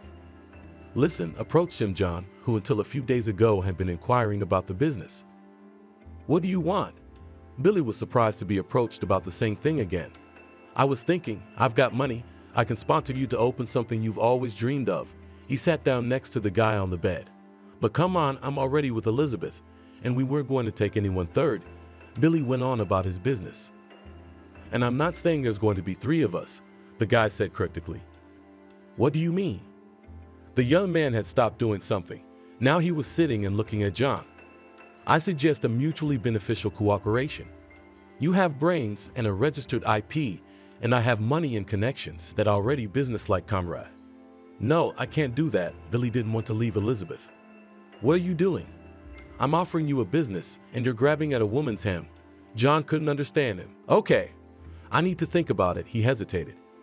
Come on, hopefully the choice will be made in the right direction, winked the one who wanted to be a partner. Billy lay on his bed at night, staring at the ceiling. Sleep wouldn't come. What if he really got together with this John guy?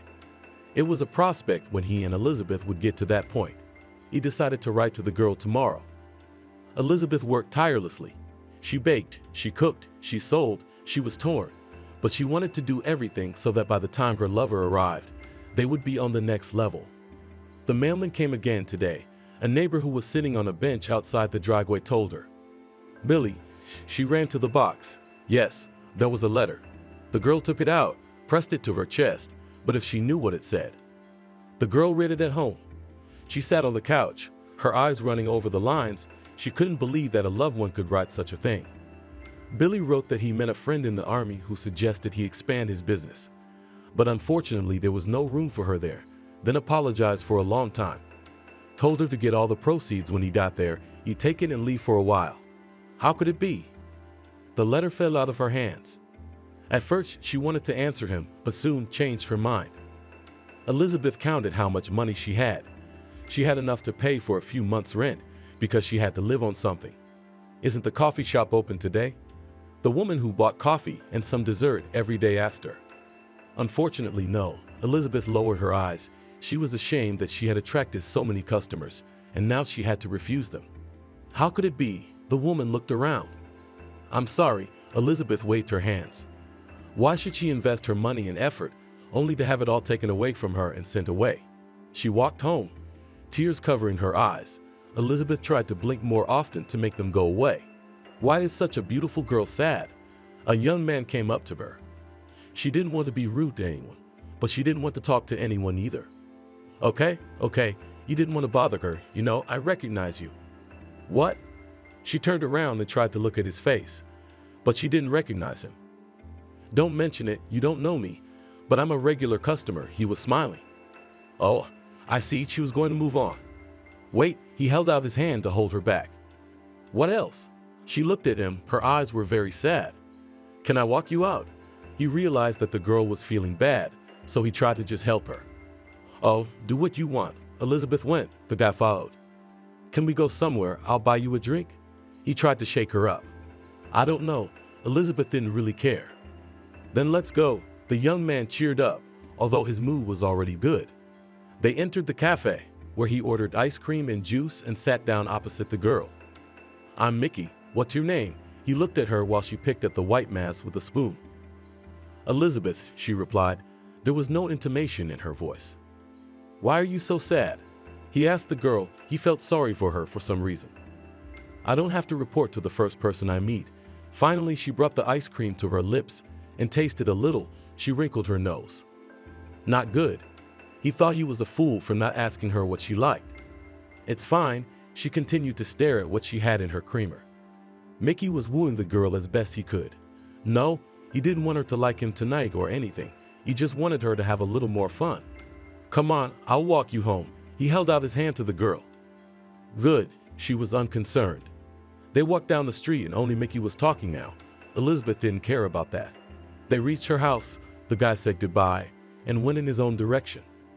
"I'll come for you tomorrow," he shouted as he walked away, and Elizabeth was walking into the driveway at that moment. He didn't even know if she had heard him or not. And she was suffering, so much so that she wanted to kill herself. The loneliness was building up with such force that no tears helped. She didn't know what to do about the business. She realized that she would have to pay taxes, and the products would spoil, but still she did nothing. "Hey, I could barely find the apartment." Mickey was standing outside the door when Elizabeth opened it. "What are you doing here?" She was a little taken aback. "You promised yesterday," he smiled. "I thought we'd meet somewhere else." And to be honest, the girl had forgotten all about him. "I didn't want to leave you alone with your thoughts," the young man admitted. Okay. Now she didn't want him to come to her house. She quickly packed up and went out. Today they went to the park. The weather was nice outside. "Why don't you share what you had going on?" Mickey asked openly. Elizabeth stared at him for a long time, unable to say anything, and suddenly, tears sprang from her eyes. He wanted to hug her, but he didn't, afraid that the girl would push her away. "We worked and lived together with Billy," she began to say, and she went on and on. By this time, she was sobbing her eyes out. "Calm down, it's going to be all right." "Well, what money you made?" He was already hugging her, not at all embarrassed. And she didn't mind it. "I don't need any money. It's just a shame that we started together. I tried, I gave advice, I did things, and he did this, especially now that we're at a distance," she sobbed. "You know what, forget your Billy. Let's go to my place." He stood up and pulled her with him. "What guest? Me like this?" She imagined her crying face. "Come on, I'll introduce you to your grandmother. We'll sit and drink tea." He was sure of what he was saying. They went. It was not far from the place where they were walking today. "Hello." A woman came out into the corridor. She looked at the grandson and the girl with surprise. "Hi, meet Elizabeth. This is Elizabeth. I can't say she is my girlfriend, but hopefully she will be soon." He blushed and looked at Elizabeth. "Good afternoon," she said hello. "Why are you standing here? Come to the kitchen, I'll feed you pies." The woman hurried. Elizabeth, when she heard the word pies, she felt funny. Not so long ago, she had cooked so many of them that she could feed a company of soldiers. It was indeed a quiet house, and Grandma Mickey spoke slowly and judiciously. After they sat down, the young man went to walk the girl home. "I'll ask you out tomorrow," he said at the driveway. Okay. She liked him, but she couldn't forget Billy either. Mickey and Elizabeth started seeing each other every day. A few months passed. The young people were sitting at her house. They were already boyfriend and girlfriend. There was a knock on the door. Elizabeth's heart beat more frequently in her chest. Only Billy could have come here. "Who's there?" She went to the door. "Open up," she heard a familiar voice. Elizabeth did as she was asked. The guy stood on the doorstep. He wasn't sober. "Hi," she muttered and looked around the room. "I just came to get mine," he mumbled. Elizabeth realized that was why he had been drinking, not to explain himself. "Yes," she went and got the envelope with the money and all the papers here. "And why is there so little here? During the time I spent in the army, you could have earned more." He was surprised. "I stopped everything right after your letter." She didn't want to lie to him. Understandably, he looked at her. At this point, Mickey decided to show Billy that Elizabeth was not alone and had someone to stand up for her. "That's it, you've had your fill. You can go on your way." He walked over to the girl. "Oh, I see, so it's still unclear who dumped whom first." Billy grumbled and walked toward the stairs. "Why did you go out?" The girl turned to Mickey. "Why, did you want to hide the fact that you weren't alone all the time?" He wasn't surprised by the question. "No." Elizabeth wanted to cry again, but she held back. "It's okay," her boyfriend hugged her, and they went to the room. Billy began to cooperate with John. First, they opened the same stall. The young man himself invested money here, and John helped to build a small establishment where they wanted to open the same coffee shop, only adding different fast food. Who's been a bake for us? Billy asked his partner. Who did it before? He turned to him. Elizabeth. We didn't hire anyone. We were self-employed, the guy said. So we'll have to find someone. Do you have someone in mind? John thought. I don't know, Billy thought. They didn't think long. They turned to a woman they both knew, who helped them with the paperwork. She recommended a woman who used to be a cook. Look, it's working, John told Billy when they started getting good sums of money from the first days. That didn't mean anything, he was sure. At first things did go well, but then something went wrong. Turns out, Billy found out later, John had almost doubled the prices. Why'd you do that? Billy talked to him. It's going well. He wanted to make a quick buck. No, it wouldn't work that way. Billy knew that firsthand. He decided not to invest anymore because there was no money and he didn't want to take out loans, useless debts. Look, come on, I can't get a loan from the bank, John urged him. I'll get into debt, and then what? Billy didn't believe him. He was beginning to regret that he had abandoned Elizabeth and done everything his friend had told him to do. What had he fallen for? The big money, and where was it? The guy sat at home. He realized that he had done wrong, but how to fix it now? Especially since he saw that his ex-girlfriend was with someone else. John, he came to meet him. What? Talk fast. I don't have time. He was filling out some paperwork. Look, I've analyzed it. We've got a lot more expenses than income. He wanted to show him the reports. Oh, I don't have time to do that. The guy waved him away. He thought that everything would fix itself. Then we're breaking up. I don't want to work at a loss. Billy threw the papers on the table and just walked away. It's a pain. John looked after him. Now Billy was home. He was studying the paperwork so he could start all over again. The first order of business was to apologize to Elizabeth. It took a long time to collect his thoughts, but he got up and headed for the place where they had once lived. Who is it? He heard her voice. Elizabeth, it's me. He spoke loudly so she could hear him. What do you want? She opened the door. I've come to apologize, sorry fool. I was wrong, Billy said. Elizabeth, who's there? Mickey came up behind the girl. No one. She wanted to close the door. Wait, I want to talk business. Held the door open for the boy. Elizabeth turned to Mickey. She nodded, showing that she was willing to have a simple conversation. What? She was willing to listen to him. I want to offer you a business partnership. He didn't look at her. You found a partner. Why do you need me? Or was it good when I did everything and prompted you? She said with a sneer. Please, let's have an informal chat. Not here. He finally looked up. Okay. Where and when? She realized she couldn't just leave it like that. Let's do it tonight at the restaurant. He hoped she would come alone. Okay, I'll be there at 7. She headed for the door. Bye. Billy said this already through the closed door. He went back to the apartment where he lived. His mind was a mess. He realized that he had wasted his time and money, why he had listened to John. But the past cannot be returned, so the young man was determined to resume everything, hoping that Elizabeth will help him in this. Hello, he wanted to come before her, but he couldn't. The girl was already here. Oh, it's you. Didn't want to keep you waiting. She looked around. Billy sat down at the table opposite. He took the menu. He looked to see that his friend had already ordered. The waiter listened to him and left. What did you want to talk about? She sat back and waited for him to finish. I suggest we try to start again. He got right down to business. Why so? She wondered what didn't work out with the guys. I don't want to talk about it. In a word, nothing. He was ashamed to talk about it. Okay, your terms. She didn't know if she'd agree or not, but she wanted to listen. As before, you do all the paperwork and do a little bit of writing if I need it. I'll do all the rest, contracts, money. You'll draw something on paper. And then you'll leave me again and take everything we've worked for together. She's sarcastic again. We'll sign a contract, he promised her. I'll draw it up. That was her condition. No problem. In his heart, he was glad Elizabeth agreed. They ate, drank tea, and went home. Back at the apartment, Billy began immediately to draw up a business plan for Elizabeth to look at and evaluate tomorrow. He finished late at night, made his bed, but sleep didn't come. The guy thought about his ex-girlfriend. He wanted it all back so badly, but he didn't know what kind of relationship Elizabeth and Mickey had. Sorry I'm late. They had arranged to meet in the morning, but Billy overslept. That's okay, she knew he could do that. Here, look at this. He wrote till all hours of the night last night. He handed the girl a folder of papers. She looked through it all, sometimes making a surprised face. Wow, it's a whole cafe, she nodded. Yes, decided to go ahead a little tired of doing petty things. He realized that these words may seem ambitious, but he really thought so. Okay, we can try it. There is no such thing in our city yet, the girl agreed. This time they decided not to buy any stalls, although they had one. In it they wanted to sell pies, muffins, and coffee.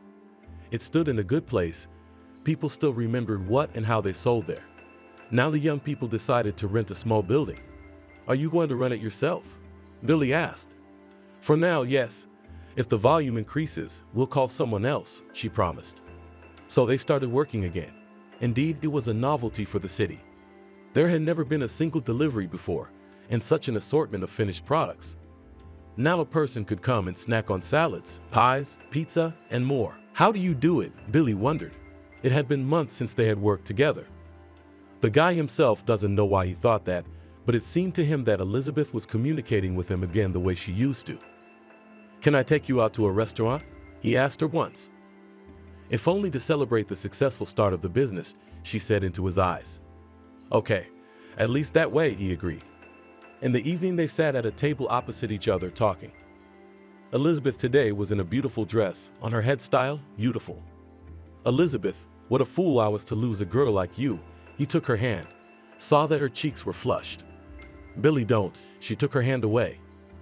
No, she hadn't forgotten him, but she had Mickey now. She couldn't betray him. Tell me, is there even a slim chance I'll get you back? He asked her a question he'd been thinking about and doubting for a long time. Come on, she didn't want to talk about it. Why not? He didn't understand. Do you think that if I loved you for such a long time, it could have all gone away in an instant? She lowered her eyes. I don't know, he sighed. Why are you doing all this? She really wanted to know. When he came to her and suggested they work together again, her heart beat twice as hard. I get it, he took her hand again. That's when Mickey came running into the restaurant. And I thought you had forgotten all about it and were with me now. He stood by the table and looked at the hands that were intertwined. Mickey, what are you doing here? Elizabeth felt uncomfortable. It meant he was watching her. When you said you were going to the restaurant, I suspected something wrong, so I followed you. I stood looking at you for a long time, and he turned to leave. Billy turned away at this point. He thought the man would just walk away now. But that's what Mickey was waiting for. He turned around and punched the young man sharply in the jaw. Billy didn't expect this. He grabbed the spot of the blow and stood up. The receptionist and security guard immediately approached him. You must leave our establishment, the man in the suit said. Okay, we're leaving. The girl stood up, her face flushed with shame. What are you doing here? She shouted at the guys. Wait, we're not done yet. Mickey stopped her. Stop it, she shouted. Then Billy walked over to her, took her under his arm, and they walked down the sidewalk. You'll be sorry, Mickey shouted after her, all out of sheer resentment. Where are you taking me? Elizabeth wanted to stop. Home, Billy said firmly. There was no doubt in his words. I have all my papers and things there. She meant the other apartment. It's okay. We'll go there in a few days when he calms down, the guy promised her. Okay, Elizabeth finally relaxed. She trusted this man. They had been through a lot together. They arrived at Billy's apartment late, so he suggested they have tea and then go to bed afterward. Where will I be? She saw that he had only one sofa. No way together?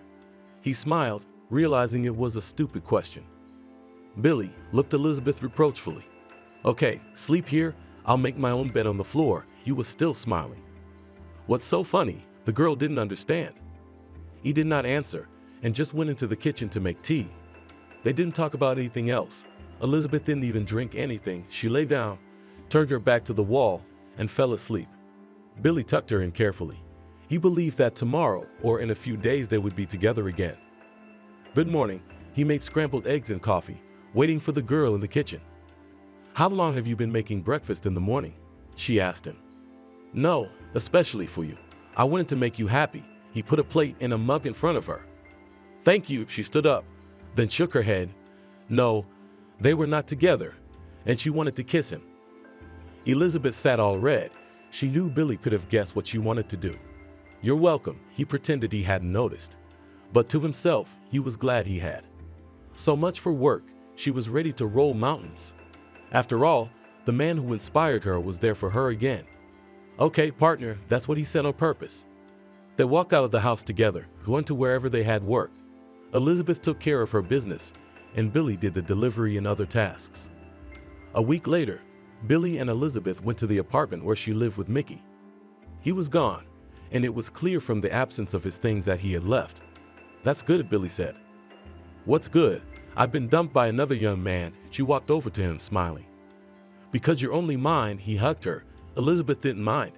She had been looking forward to this moment. And when Billy reached for her, she couldn't resist. It was their first kiss after a long time apart. "Are we together?" Billy asked her. "Is that really what you want?" She asked it for nothing. She didn't believe it would happen. "Very much." He kissed her once more. Together then, she pressed herself against his chest. The young people had a fresh start. They were doing everything together now, counseling. Several cooks were hired and one saleswoman. Everything was good. "Listen, Elizabeth, why don't we go somewhere?" Billy asked her. Why not? She didn't mind. Billy quickly found the vouchers they needed. In a few days they would be in a warm country, just the two of them. "I'm so happy," Elizabeth told her chosen one. As he was hugging her. They were at the airport. "Do you think they will manage here without us?" the girl wondered. "We'll see," he kissed his beloved. When they were at the sea, Elizabeth asked Billy the question that worried her the most. "Don't you want us to get married?" she asked. "I do, but let's wait a little, buy an apartment, and then we'll get married." You really wanted to, but to make everything beautiful. "Okay," she agreed, but she was offended. They'd been together for so many years. Last time when she left him for Mickey, he had understood everything. Why he still had doubts. But the girl kept silent. She knew that if Billy hadn't come to that opinion himself, she couldn't push him. He would decide for himself. They had spent a fabulous week. Now they were returning to their homeland. "So, how are things going here?" Billy came to his cafe. "Everything's fine," they told him. He checked all the accounts that had been kept in his absence. All was indeed well. People were attracted to them, so the earnings were great. 6 months later, the young man again invited Elizabeth on a trip. She was surprised, but they could afford it. There he invited her to a restaurant. She realized that he had some kind of proposal for her. Well, finally, she sat in front of the mirror in the evening and tidied herself up. "Sit down," he was gallant. "Thank you," Elizabeth was worried. Billy started. "I'd like to propose to you that you open a second cafe." "What?" That's not what she was expecting. "What's the big deal? Profits only grow. Why not?" He looked on, not even realizing how upset he had now upset her. "You could have told me that back home." She picked up the water glass and took a sip. "Yes, but I wanted it to be beautiful." He still didn't understand. "Okay." She only nodded. "Where there's one establishment, there's two." They went back to the hotel. Elizabeth said she wasn't feeling well and went to bed. Billy didn't understand why she wasn't happy for him, but said nothing. On his return, he realized all his dreams. The second cafe, which was already almost equal to a restaurant, was open. "That's it. Now we can look for a good apartment," he said to Elizabeth. She rejoiced, because he told her that as soon as his own place will be, then there immediately, and the wedding. Great. She immediately began to look for a suitable option for them. Did not forget that they may have children, and therefore, and for them a place was needed. When everything was chosen, they drove to the deal. Elizabeth, they walked into their new place. Yes, she was looking around. "Will you be my wife?" She turned around. He was on one knee holding out a box to her. "Billy, I've been waiting for this." She took the ring and slipped it on her finger. "I love you." He stood up and hugged her. "And I love you like you have no idea." The period began when it was necessary to organize everything in the apartment and to think about the wedding.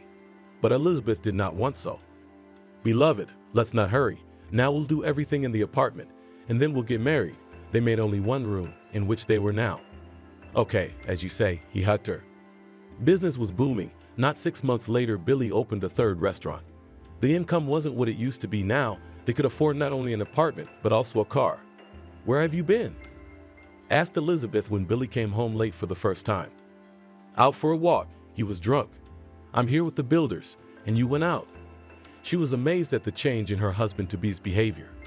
Why, I have a right to, he hiccuped. And I don't? The girl was outraged. Come on, do not swear, he went to bed. Elizabeth did not understand what had happened, perhaps some kind of problem, but doubted it. But when it started happening every day, she decided to talk to the young man. Sit down, she asked him, but he could only lie down, he was drunk again. She hadn't interfered in her husband's affairs lately. He was doing quite well himself. Elizabeth only traveled around to see how things were going and if the workers needed anything. But now that her husband had started acting like this, she decided to check out what was going on in the establishments that both of them owned. Hello, she walked into the hall. No one was there. Good afternoon, the receptionist came out to meet her. Where are the customers? Never once, during the entire time of the restaurant, she had never seen that there was no one here. And we have problems. The girl waved her hands. What? Elizabeth wanted details. She was already walking towards the kitchen. You see, Billy came every day, took the proceeds. No one was buying. That's why we stood up, the employee told her honestly. And why did you call me? Elizabeth realized that the building was not as cheap to maintain as it might seem. I do not know. He said that he would decide everything himself, shrugged her interlocutor. So, the girl realized that there was really nothing to do here. We're closing. I understand you. The employee left her, probably went to inform others about it. Elizabeth was coming home very angry. She was going to give her husband such a hard time. Today, she went to her other cafe. There was nothing good there either. They were working on a sucker. She closed that one too. Billy. She walked into the house, but no one answered her. She realized he was gone again. Tried to call, but the phone was disconnected. So she started frantically packing. Now was not the same time as when she was without money and didn't know what to do. She made a phone call, rented an apartment, got in her car, and drove to her new address. The girl realized that Billy had to be rescued, but how to do it and why she needed all this, she didn't know. For a month she was alone, did not do anything, and did not find out. And then she got a phone call, an unfamiliar number. Hello, she sent into the phone, afraid she'd be told something bad about Billy. Hey, it was him. Where are you? She could hear that the voice was neither happy nor sober. Come over, Billy asked. Why? To see you like this? She was sad. I'm at the hospital, he dictated the address. An hour later, Elizabeth was there. Yes, she loved him, and she wanted to help in any way she could. Well, she saw a very thin man who reminded her remotely of her Billy. Again, sorry, he bowed his head, just like last time. What happened to you? She couldn't understand. As soon as business reached some kind of peak, he'd snap. I don't know, I guess money does that to me. He couldn't justify his behavior. Why are you here? She wanted to know if he'd come, or if he'd been brought.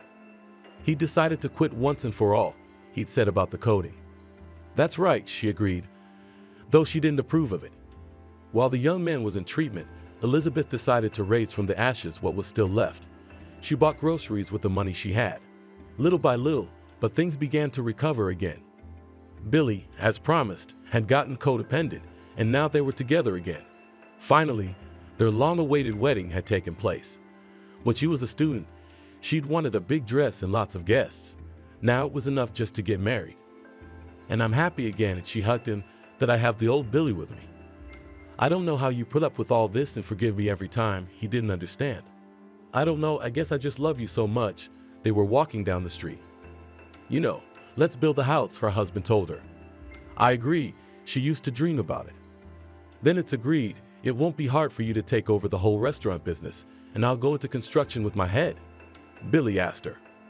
Of course it would be my pleasure. Elizabeth smiled, she really was a happy woman. From that moment on, Billy devoted all of himself to their future home, and his wife did everything to make sure that their brainchild would only grow forward. She believed that her husband had reformed and would never be the same again. Would you like to go and see it? He often asked her. Yes, she was glad. The house was just beginning to rise from the ground, but she believed everything would be all right. I want a baby so badly, my wife used to say to her husband at night. I don't know why it's not working. Why don't we get tested? Billy suggested. No, let's try it ourselves first. She didn't believe she couldn't get pregnant. 6 months passed and Elizabeth came into the bedroom with the long-awaited 2 stripes. Look what I have. She showed her husband a thin stick. Elizabeth, I love you. He kissed her. We should go to the doctor. She spoke her thoughts aloud. Sure, if you want, I can go with you, he offered her. No need, I'll do it on my own first. She was going to do it next week when she had free time. The house was built. Only the interior trim remained to be done. Elizabeth was working. Billy warned her to be careful. I'll go early. She told the girls at the restaurant she was going to see the doctor that day. Good, they waved her off. Elizabeth left the place and headed to her car when suddenly she saw her husband on the corner.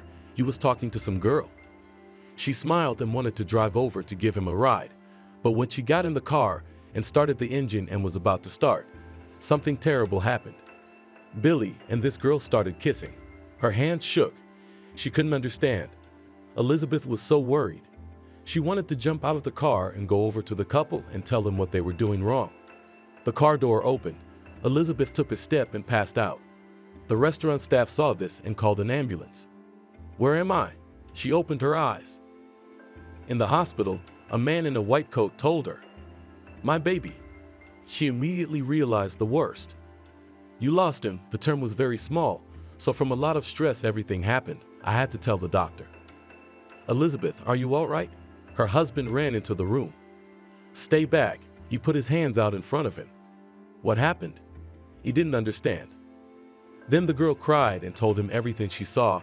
That's why everything happened. What are you talking about? He sat down next to her.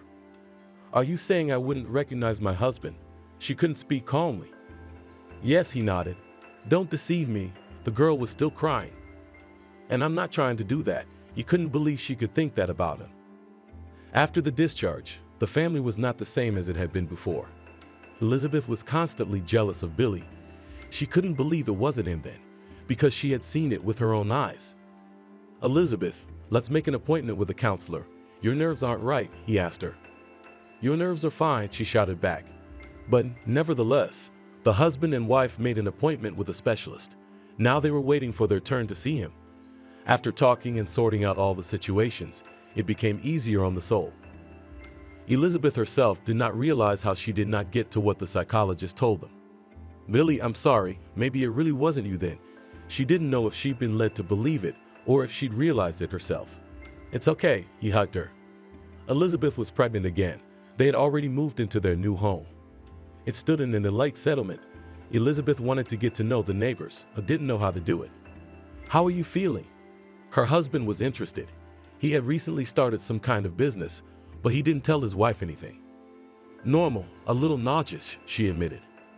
Should we go to the hospital? He always asked her that question. No, I'll do it myself. She didn't want to go anywhere. You know, I didn't want to tell you, but I want to be an MP, Billy told his wife one night. What do you know about it? She couldn't figure it out. And who is sitting there? You think everybody knows everything, laughed the young man. Lately he'd started disappearing at work again. Came home when his wife was already asleep. He did not disturb. Elizabeth began to worry whether the situation that they already had once happened again. Hello, she picked up the phone. She did not understand who could call at night. Hello, she heard a woman's voice. Everything trembled inside. I'm listening to you, Elizabeth said icily. Your husband was in an accident. Now they are taking him to the hospital, that's all she said. What? Elizabeth shouted into the phone, but no one could hear her. She jumped out of bed, got dressed, and rushed to where her beloved husband was. As soon as she ran into the room, she was immediately reassured that he was fine, just a slight concussion. She began to settle to the floor. What's wrong? The nurse was frightened. She called the doctor. Emergency, stretcher, he shouted. Elizabeth had a hemorrhage and had to terminate the pregnancy in the 4th month. This is what the girl was told when she came to. Doctor, why couldn't anything have been done? She sobbed again. If we could, do you think we would have taken such an easy way? He looked at her, realizing that she was in shock. Elizabeth spent a couple of days in the hospital, as did Billy. Then they went home. Why does this happen? She asked her husband. How? He looked at her.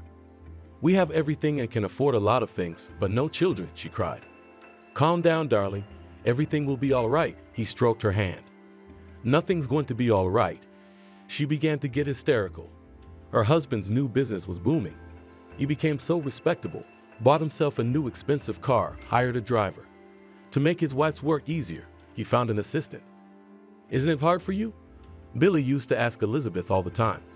Why are you bothering me with this question? It's not difficult. It's not difficult. I'm working, so it's normal. She was nervous. All right, I'm off your back, he joked back. Billy, now that enough time has passed to conceive, I want to try IVF. She decided to have a serious talk with him. Okay, you could try it. He didn't deny her anything. I'll make an appointment with the doctor then, she rejoiced. Yes, he nodded. She had read a lot about it, so she wanted to try that option as well. If it didn't work either, then it was a goner. According to the doctor's recommendation, Elizabeth needed to prepare herself, and she started to do so now. What are you drinking? Billy was curious when he saw his wife drinking some green stuff in the morning. It's vitamins, it strengthens the body, she explained. Well, maybe I should drink it too, he laughed. Try some, she handed him a glass. You, and how do you do that? He spit it all out into the sink. They both realized it might not work the first time, so they prepared for the worst. Are you ready? Asked Billy's wife as they headed to their first counseling session. More than ever, she was telling the truth. There was nothing else in the world she wanted more than a child, so she was ready for anything. On their way then, he trotted off. After that, the doctor explained to them what and how it would happen, how the fertilized egg would take root, how long it would be before the pregnancy would be known exactly. But even all this did not give 100% guarantee that there would be no miscarriage. Husband and wife were ready for everything, so they just smiled and listened attentively to what the doctor said. Come back in a week, we will make you pregnant, smiled the doctor. You like such patience. Thank you, we will, said Elizabeth, and they left the office. Good doctor, I guess he will be my doctor, said the girl. Nothing to worry about then. Billy was happy then when his wife smiled. All lately his whole day had been busy. There was something he could do to carve out time to be with Elizabeth. But when it came to the children, he couldn't say no to her. I mean, he was the reason she was having miscarriages. I'm scared. They sat in the hospital corridor. It's gonna be okay, he held her hand. The doctor invited them into the office, and they went in. All the procedures were done in different labs. Now again time was needed. God, this is all taking so long to do. Elizabeth was growing more impatient each time. And don't tell me I'm on fire, he looked at his watch. So, Elizabeth, I'm going to have to keep you in the hospital because there's no telling what will happen to you. We don't want to take any risks, and here you are always under observation, the same doctor told her. Okay, I'll go along with whatever you decide, she looked at her husband. Yes, he couldn't hear what they were talking about, but he knew when a wife looked that way, she was looking for support. Afterward, Billy left for work and Elizabeth was placed in a comfortable room. She didn't say anything, lay there watching TV, looking through magazines. Why is nothing happening to me? She often asked the nursing staff. What should be happening? They didn't understand. I don't know, she didn't understand, but she wanted to ask. After 7 days, the doctor who was seeing her came to her room. And what happened? She sat up in bed. So far so good. The pregnancy is there, he smiled. He knew he had pleased her with those words. Why so far? Elizabeth widened her eyes. She waited until the scary period when she could have lost the baby had passed and packed for home. You're being reckless, the gynecologist told her. I can't stay here any longer. I'll go home for a while to see my husband and I'll be right back, Elizabeth promised. Okay, but everything is your responsibility. He couldn't believe that a woman who had wanted children for so long now wanted to risk it. Elizabeth was determined to leave, she did. The girl came home. What a hometown everything was here. And even though the hospital she was in was very good, there was no substitute for the walls of home. Billy, hey, she called her husband right away. Hey, how are you doing?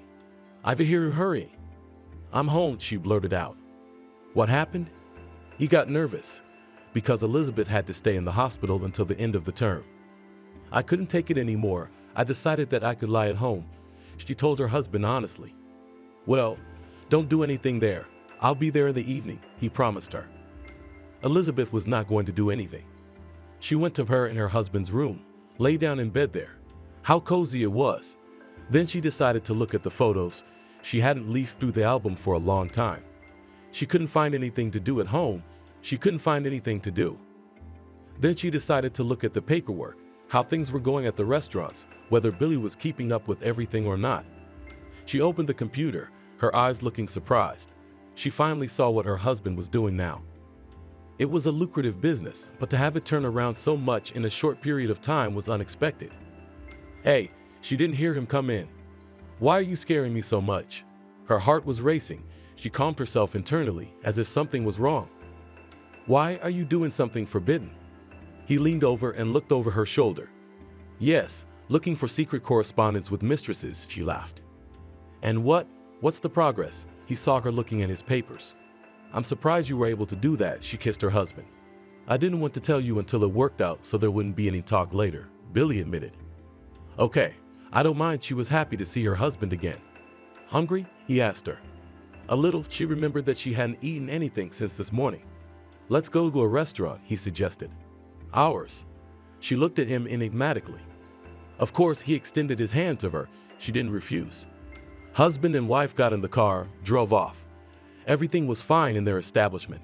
The employees were doing their jobs properly. The newly hired director was doing well too. Good evening, he hurried to the owners. Hello, Elizabeth saw him for the first time. Meet Harvey. This is Harvey. Billy introduced him to her. Nice to meet you, she nodded.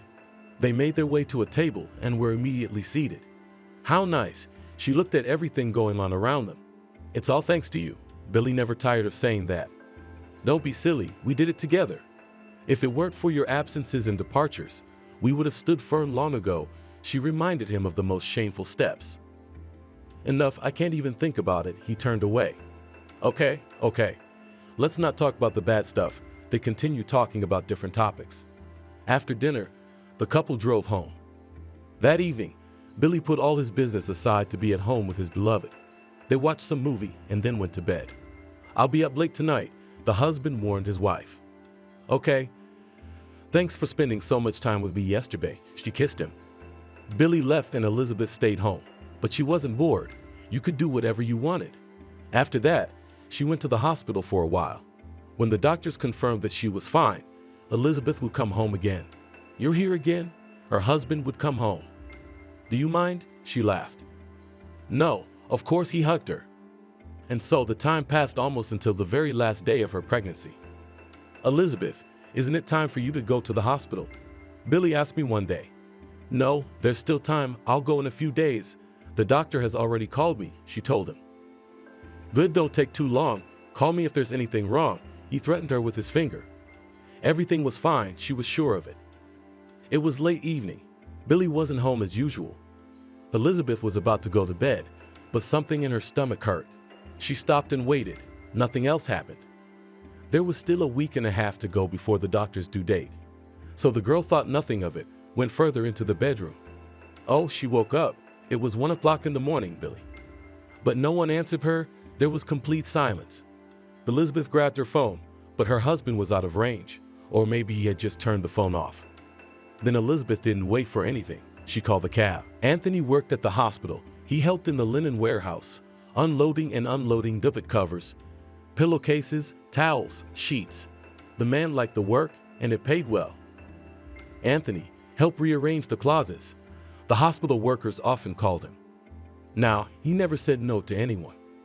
Often, when there was no work, he could take a broom and sweep the yard, and that's what he did this time. As he was cleaning the main alley, he saw a woman walking down it. He had a crush on her. He had a crush on a girl in high school, and this stranger reminded him of her. Hello, he said as she walked past him. Good afternoon, she nodded. After that, Anthony began to notice the stranger more often. Then he began to watch her at all. It seemed to him that she was always sad about something, and he wanted to approach her, to talk to her, to calm her down. But he didn't dare. Katie, you're having your treatments. The nurse looked out the window and shouted. Now she was looking back at her and hurrying to get inside. Anthony realized she was a patient at the maternity hospital. Surprised, there was no belly visible at all. He decided that in a few days he would definitely approach the woman. After all, if he didn't, she would be discharged and he wouldn't see her again. Anthony went about his business. He tried to ignore the fact that they started to make fun of him when they noticed him standing under the tree watching the woman, but he didn't care what they told him. Hello, he approached her as she sat on the bench. He even thought she was crying. Hello, she was silent. Why are you crying? He really saw tears in her eyes. I'm sorry, but the last thing I want to do right now is talk to someone. She didn't turn around. My name is Anthony. Is something wrong? He wanted to be supportive. No, I'm fine. Just go where you're going. She didn't want to talk. I wasn't going anywhere. I work here. He didn't want to leave. Yeah, you're a doctor. She turned to him now. No. He looked at the warehouse. She followed his gaze. Why did you come to me? She wiped her tears. I just saw that the woman was sad. I wanted to be supportive, he admitted. Yes, she looked at her hands and was silent. Tears again appeared in her eyes. Tell me it will be easier, he asked her.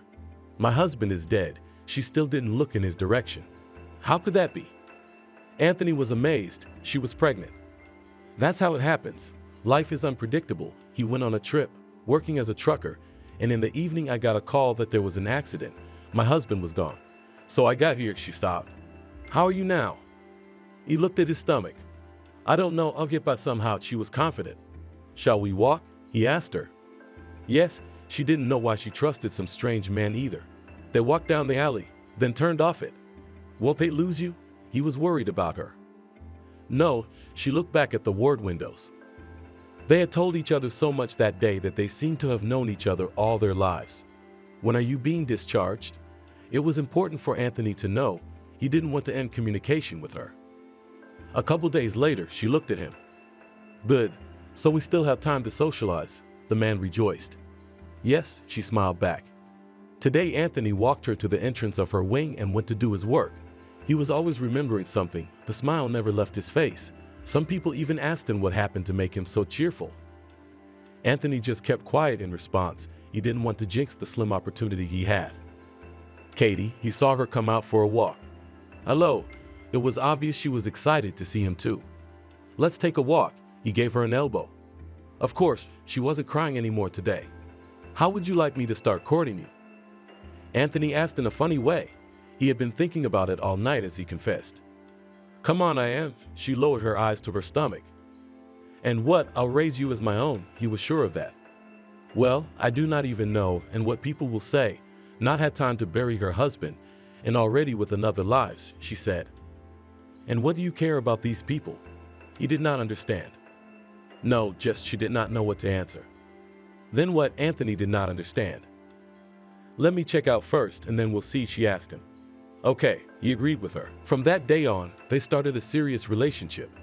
Kathy's friends were very surprised when she went to the hospital as an inconsolable widow and came back happy and with a man. Lucky you, Kathy, the girlfriend said. Don't be jealous, she laughed. No, she hadn't forgotten her husband, but her life went on, and soon there would be a little one. Anthony lived in a rented apartment, then Kathy suggested he move in with her. He did not agree at first, but subsequently moved in. The woman didn't work anywhere. I used to be provided by my husband for baby to do something, and now pregnancy does not give.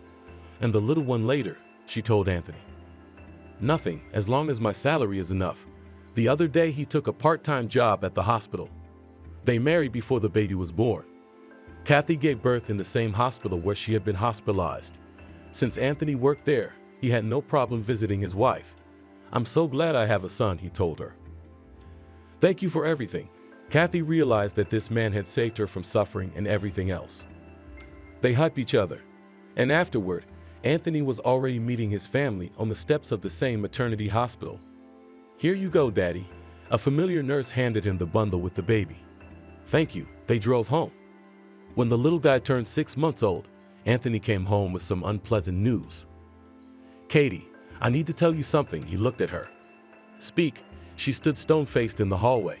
I was made redundant today. The money will keep coming for a while, but I promise you I'll get somewhere. Anthony, she rushed over to him. You what? He wasn't expecting that. I thought you were going to tell me I'd had enough of you and your baby and leave. She was almost crying. You what, you fool? I love you so much. Where can I leave you? He hugged her and her son tightly. They went on with their lives. Indeed, for a few months Anthony received some money, but then it stopped coming. He did all sorts of things, all sorts of jobs. Either there were just odd jobs that paid pennies, or there were no jobs at all. Hello. Katie opened the door one day and there was a man standing in front of her. Good afternoon. She was waiting to hear what he had to say. I'm sorry, but your husband put a mortgage on the apartment. The payments haven't come in for months. We can't wait any longer, he said. So what, you're taking our place? She didn't understand. Unfortunately, yes. Or you have to pay everything back as soon as possible, he told her. Kathy signed some papers. She had to talk to her husband. Anthony, you know what happened today? She couldn't even talk about it. He couldn't think of any way to get that kind of money. Her husband had a KMNAZ, on which he was in an accident, but there is not restorable. If only for iron, the woman was looking for different options. Well, I'll think of something. Anthony realized that you cannot stay without work. You do not need janitors? He asked on the phone. He did not care what position he would be offered, as long as he worked. No, he answered. He hung up. He dialed another number, but even there he heard a refusal. The man didn't know what to do. He took any part-time work, agreed to everything.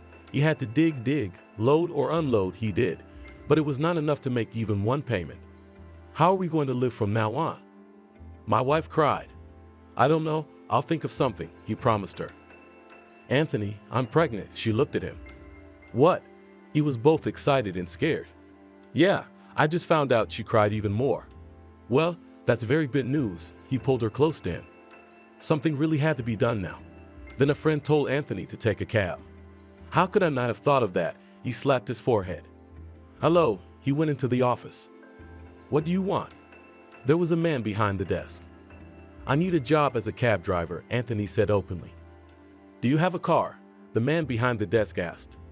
No, he really didn't have one, but for some reason Anthony thought he would get one. I'm sorry, then there's no vacancy for you, he said. Too bad, he came out of there sad. So, the same friend asked in the evening. As you can see, zero, I need a car, sighed Anthony. Yes, business, and try to go to the big store. There is a parking lot nearby, which always requires security guards. Again gave the idea comrade. Okay, so he did. Anthony didn't miss any opportunity to earn money. Yes, you're a good fit for us, the man heard for the first time in a long time. Kathy, I got a job. He came home happy. I congratulate you, she was sad, probably just very tired. I'm getting out tomorrow. He started rummaging through his closet to find a suit to wear to work. Okay, his wife went to her room. Are you sick? He followed her. I'm already tired of thinking about where to get money. She didn't rebuke him, just spoke her thoughts out loud. Don't worry, I know we'll be fine soon. He hugged and kissed her. And I believe you, she smiled back. Anthony went out to work. There was nothing complicated here. Just open the barrier, get money, and give a ticket in return. That's what he did. It worked out well. Can I keep it for a couple days? He often heard that. Sure, what a problem. Your money is my security, laughed Anthony in response. All right, served a little more client. It was the so-called tips. Anthony rejoiced. Something to help. He saw the driver couldn't start the engine.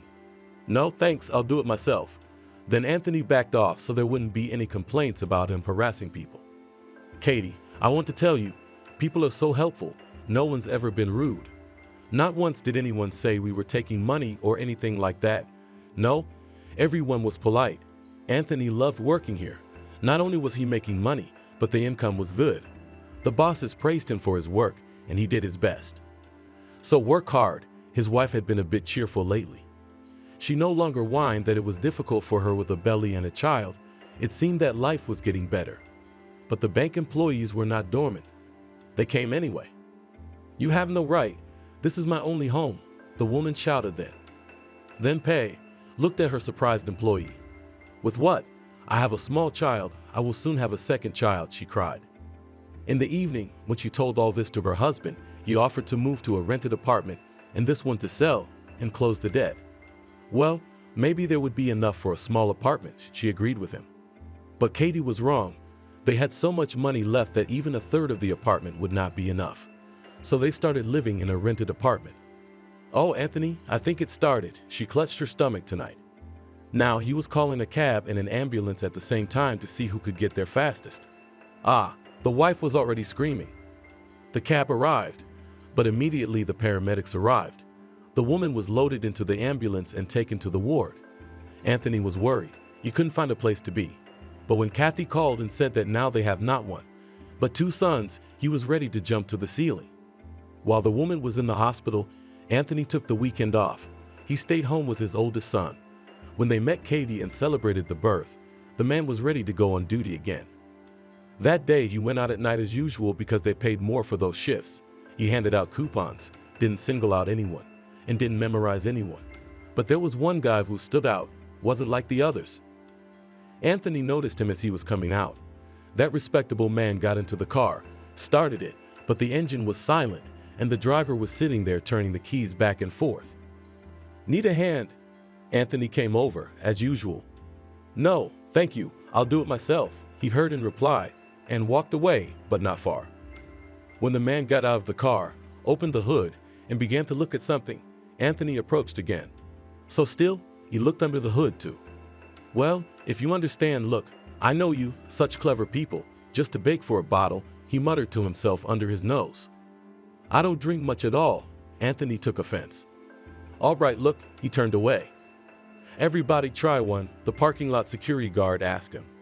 "How?" He didn't understand, because he hadn't done anything. The man got behind the wheel, turned the key, and the car started. "You're a bonus from God." The driver looked out the window. "A little bit," Anthony was embarrassed. "Yeah. Thanks again." He waved him off and drove off. The next day, which Anthony didn't expect at all, the stranger in the expensive car came again. "Hello," he said hello to Anthony. "Hello," the man replied politely.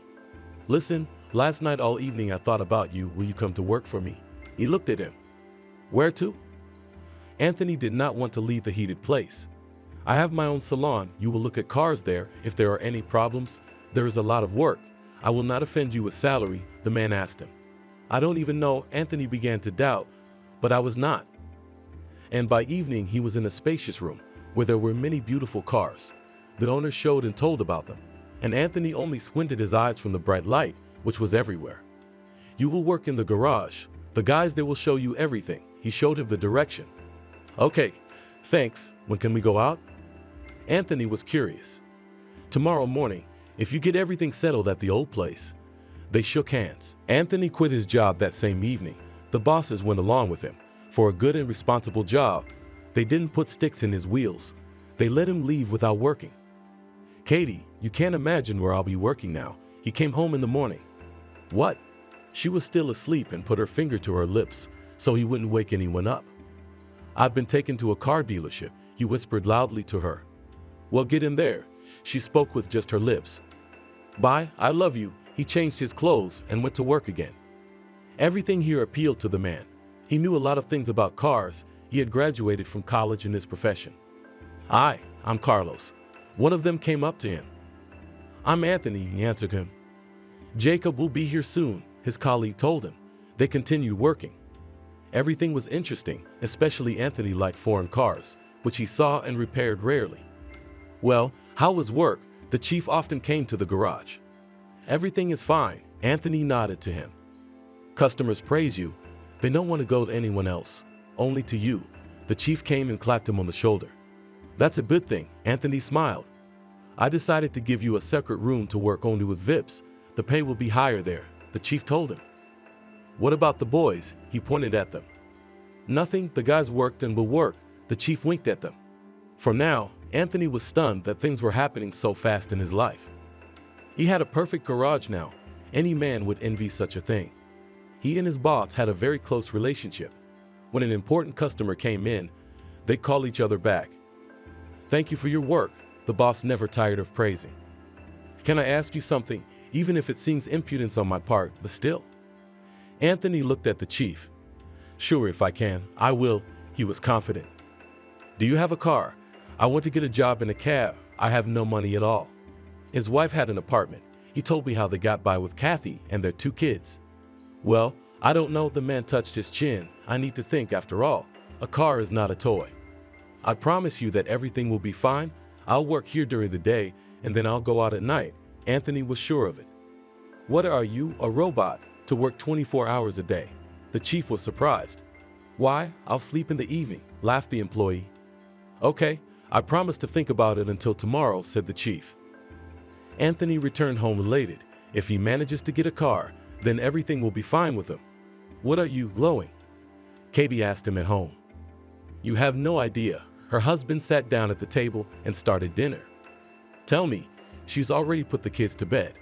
No, I won't say anything yet. If it works out tomorrow, we'll talk. He took her hand and pulled her to him. Anthony, she laughed. I'll do anything to make you happy. He kissed her. Such a strong love he had for this woman. I am glad I have found such a worthy man. I have never once doubted you. She laid her hand on his shoulder. They sat like that for a while and went to the bedroom. In the morning, Anthony was afraid to talk to the boss, and if she said no, then he would be very upset. And I'm waiting for you. Met already his chief in the garage door. What? I'm late. He looked at his watch. No, I just couldn't wait to tell you the news. He gave him his hand to shake. What is it? Anthony held his breath. I have a used Lada. If you agree, you can take it. Pointed towards the parking lot. The supervisor pointed.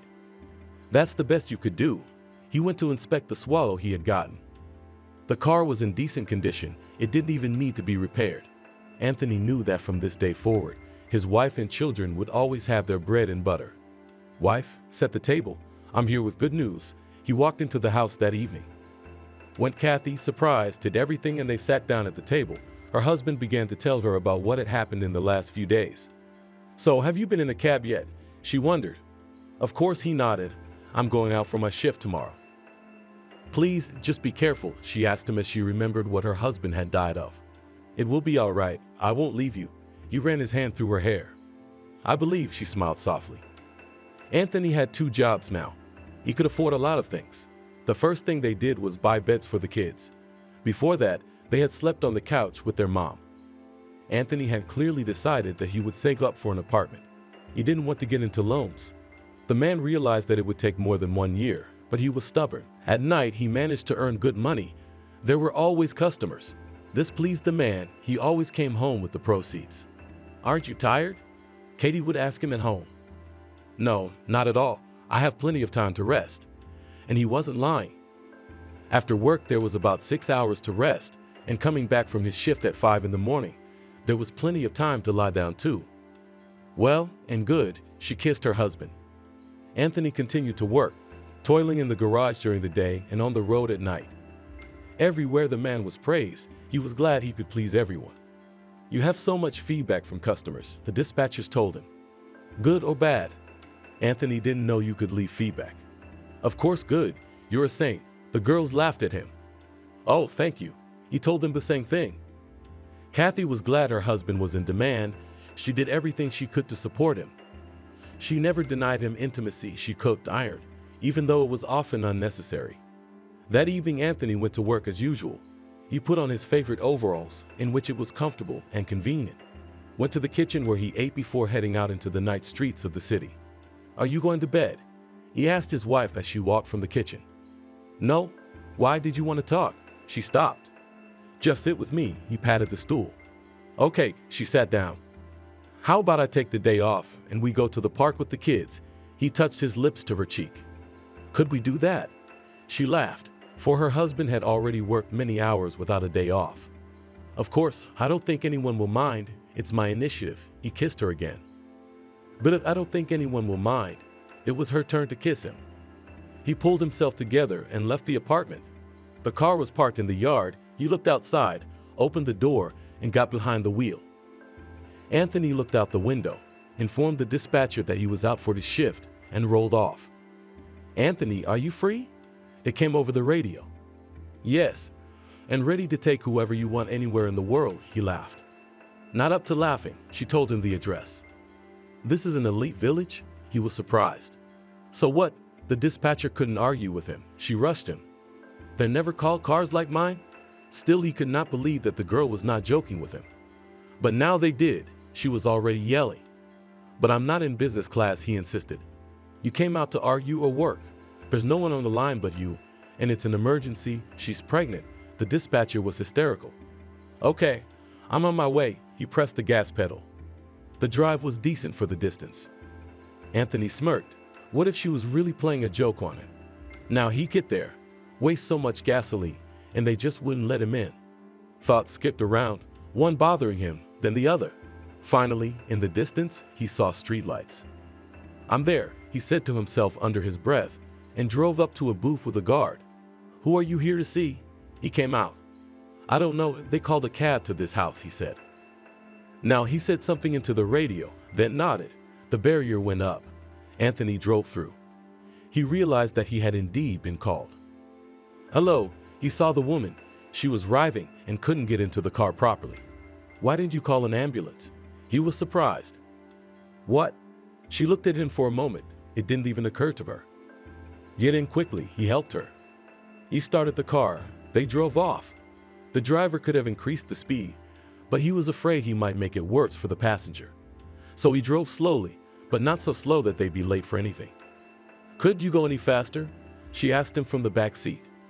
Would it bother you? He was afraid. What could it hurt? It was like she was squeezing the words out of her mouth. I don't know, Anthony began nervously. He realized the woman was already in the state they were in the prenatal ward. Goni, she was screaming. Come on, I'll call an ambulance. He looked at her in the rear-view mirror. Call whoever you want. She couldn't stand it.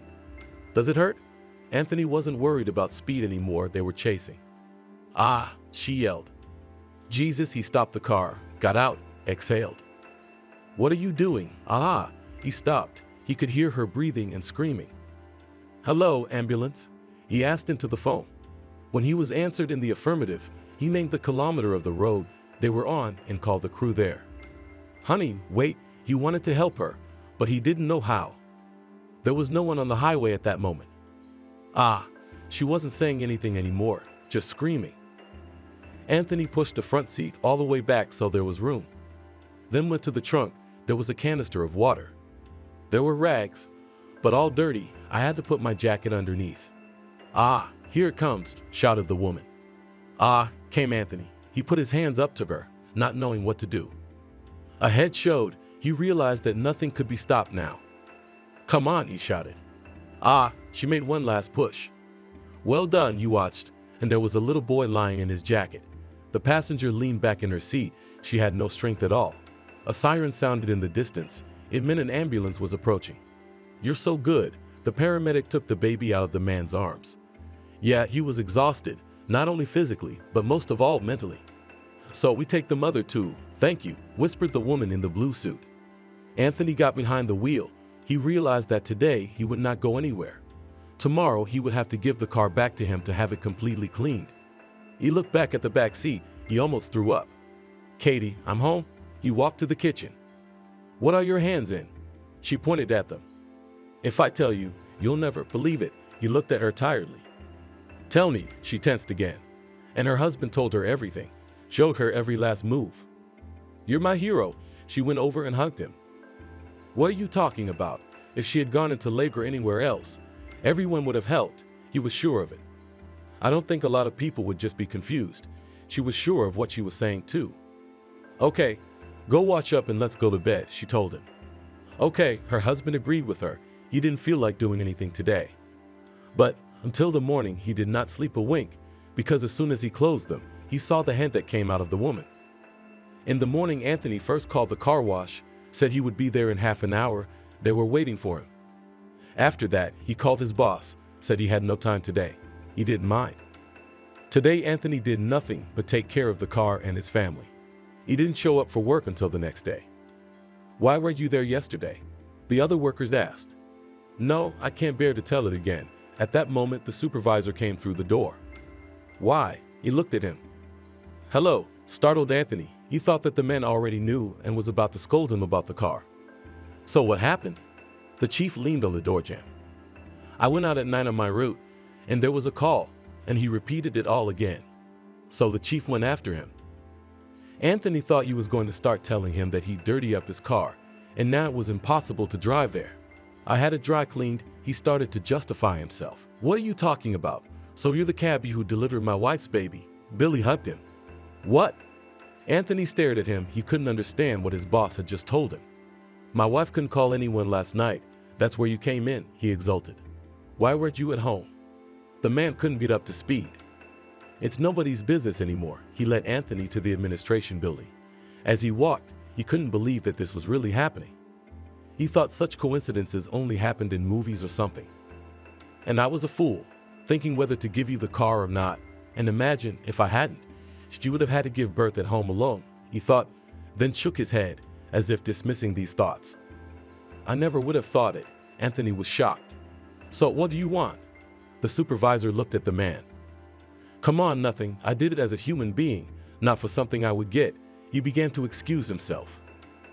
Anthony, it was fate that you and I met, and that's how it worked out. Billy stood up and began to walk around the office. Believe me, I don't need anything. Can I stay working for you? And don't take the car away from me yet, he asked. That's it. Go on. Keep working. Billy showed him to the door. After the employee left, he made a couple calls, and after that he sat down in a chair and calmed down. Elizabeth, hi, you have no idea what I'm about to tell you. He dialed his wife's number. He started to tell her that he found out who did it and what he wanted to thank him for. You're right about everything. Do what you think is right. His wife always supported him in everything. Then Billy did what he wanted to do. It took a couple days to get the paperwork done. He spent all that time with his wife in the hospital. The baby was born healthy, and the mother was fine. When Billy got the call that everything was ready, he personally went to visit Anthony. Hello. Katie opened the door for him. Greetings. My name is Billy. I'm your husband's boss. May I pass? He asked the hostess. Of course, she couldn't say anything more. Anthony himself came out of the room with a baby in his arms. What are you doing here? He still felt uneasy when he saw the chief. Anthony, you don't have to do anything. I'll do everything myself, stopped him Billy as he wanted to bring him a chair. Okay, stopped the man. He and his wife stood silent, just looking at the guest. Okay, I'll start with the main thing. Billy pulled some papers out of a folder. These are the papers for your apartment, which is in the center of town. Come on, Anthony started to say, but Kathy gave him a look that shut him up. You can tell she's a smart woman. Billy looked at her. Thank you, she pursed her lips. This may be the main thing for Billy, but I have a second item. He pulled out a second stack of paper. What else? The man couldn't understand. It's your own taxicab, which was established a few days ago. Of course, there are hardly any cars there yet, but I think you'll get employees. Billy came over and shook his hand once again. Jesus, what's the big deal? Believe me, anyone would have delivered your wife's baby, Anthony told him. You're not anyone. The man signaled him to shut up. There's more paperwork, so it's not over. Katie looked at the folder. What a savvy wife you have, Anthony smiled the supervisor. Yeah, what is? Anthony was a little embarrassed for Kathy right now. As you guessed, I have another clause. The car I gave you for rent stays with you. You can work on it if you want. But I'd like to give you the car for your own use. He handed over the papers. That's it. I've had enough of these handouts. Anthony freaked out. Let me give it to you. Katie held out her hand. Okay, Billy realized that on the one hand, this whole thing wasn't very pleasant. Anthony, I haven't said the most important thing. Please come out here. Billy called out to him. What else? He could not come out. In a month we will be baptizing our son, and you will be his godfather. He came over and hugged him. That would be enough for me. Anthony looked at his boss, now probably ex-boss. Okay, that's enough. If I can afford it and you can't, why not help? He clapped his future cousin on the shoulder. Is that it? Looked Anthony at him. Yes, nodded and smiled at Billy. Thank you. Now it was Anthony's turn to thank. That's it. You and I are going to be inbreeding soon, so there's no need to sit in ambush. As soon as Elizabeth is discharged, we're expecting you for porridge, he told Anthony. Good. He looked at Katie. Billy left, and the family stood like that in the hallway, all the papers on the nightstand. You've said I wouldn't need anything with you. Katie walked up to him. Yes, he nodded. Well, your wish has come true. Now we have everything and more. She couldn't believe it herself. Does that happen? He looked at his wife. Probably, if it's all happening in real life. She knitted the papers in her hands. 2 weeks passed after that day. Billy, as promised, invited them to his house. Introduced him to Elizabeth, who smiled at Anthony and once even apologized. No kidding, he wasn't very pleased to hear her apologize. If it wasn't for you then, she would have started that song again. You should all calm down by now. Anthony looked at his future godson. Would you like to hold him? Elizabeth handed him into his arms. Thank you, I have more friends now, Anthony said. And family, Billy came up to them. Well, that too, grinned the man. Some time ago, he was a simple loader in a hospital, and never would have thought that he would become the owner of such wealth. Hello, and can I take a statement? He came to the hospital once. He had to open a business, and for this he needed to register. Anthony, they say that you are now the owner of factories and steamships, and all thanks to what? The fact that he worked in the hospital for so many years, looked at him girls and women of this department. Who's talking? He didn't understand. The whole city is shocked that such a thing could happen, at least the neighborhood where you live, and our hospital, all on the ears, told the latest gossip local chief. Oh yes, you say too. He took the paper that had already been prepared for him and wanted to go out. Will you be a godfather? The same woman asked lastly. I will, he nodded and went out. As he walked home, he thought that he didn't give a damn about anyone. He lives once, and if he is so lucky, why not use everything? And let them say what they want. He hadn't stolen anything. Are you ready? His wife asked him on the day of Harry's baptism. Of course he stood in the hallway. Then take the children and go into the yard, she asked him. Okay, went with them Anthony down the stairs. They got in the car, drove to the church where a lot of people had already gathered. Hi, Billy walked up to them. Hello. Anthony couldn't get used to that. Shall we go? He handed his son to his godfather. Sure. Anthony looked at his children. They entered the church. It was quiet. Everything went well. Harry didn't even cry once. They came out, crossed themselves. Thanks for your son. Billy shook his hand for the umpteenth time. Thank you for everything. They hugged. Elizabeth walked over to Kathy. What a wonderful husband you have, she told her. I know it myself. He saved me once, she said, tears welling up in her eyes. Happiness to you. Elizabeth spoke sincerely. And the same to you. The women hugged each other. Together they drove to Billy's house to continue the ceremony.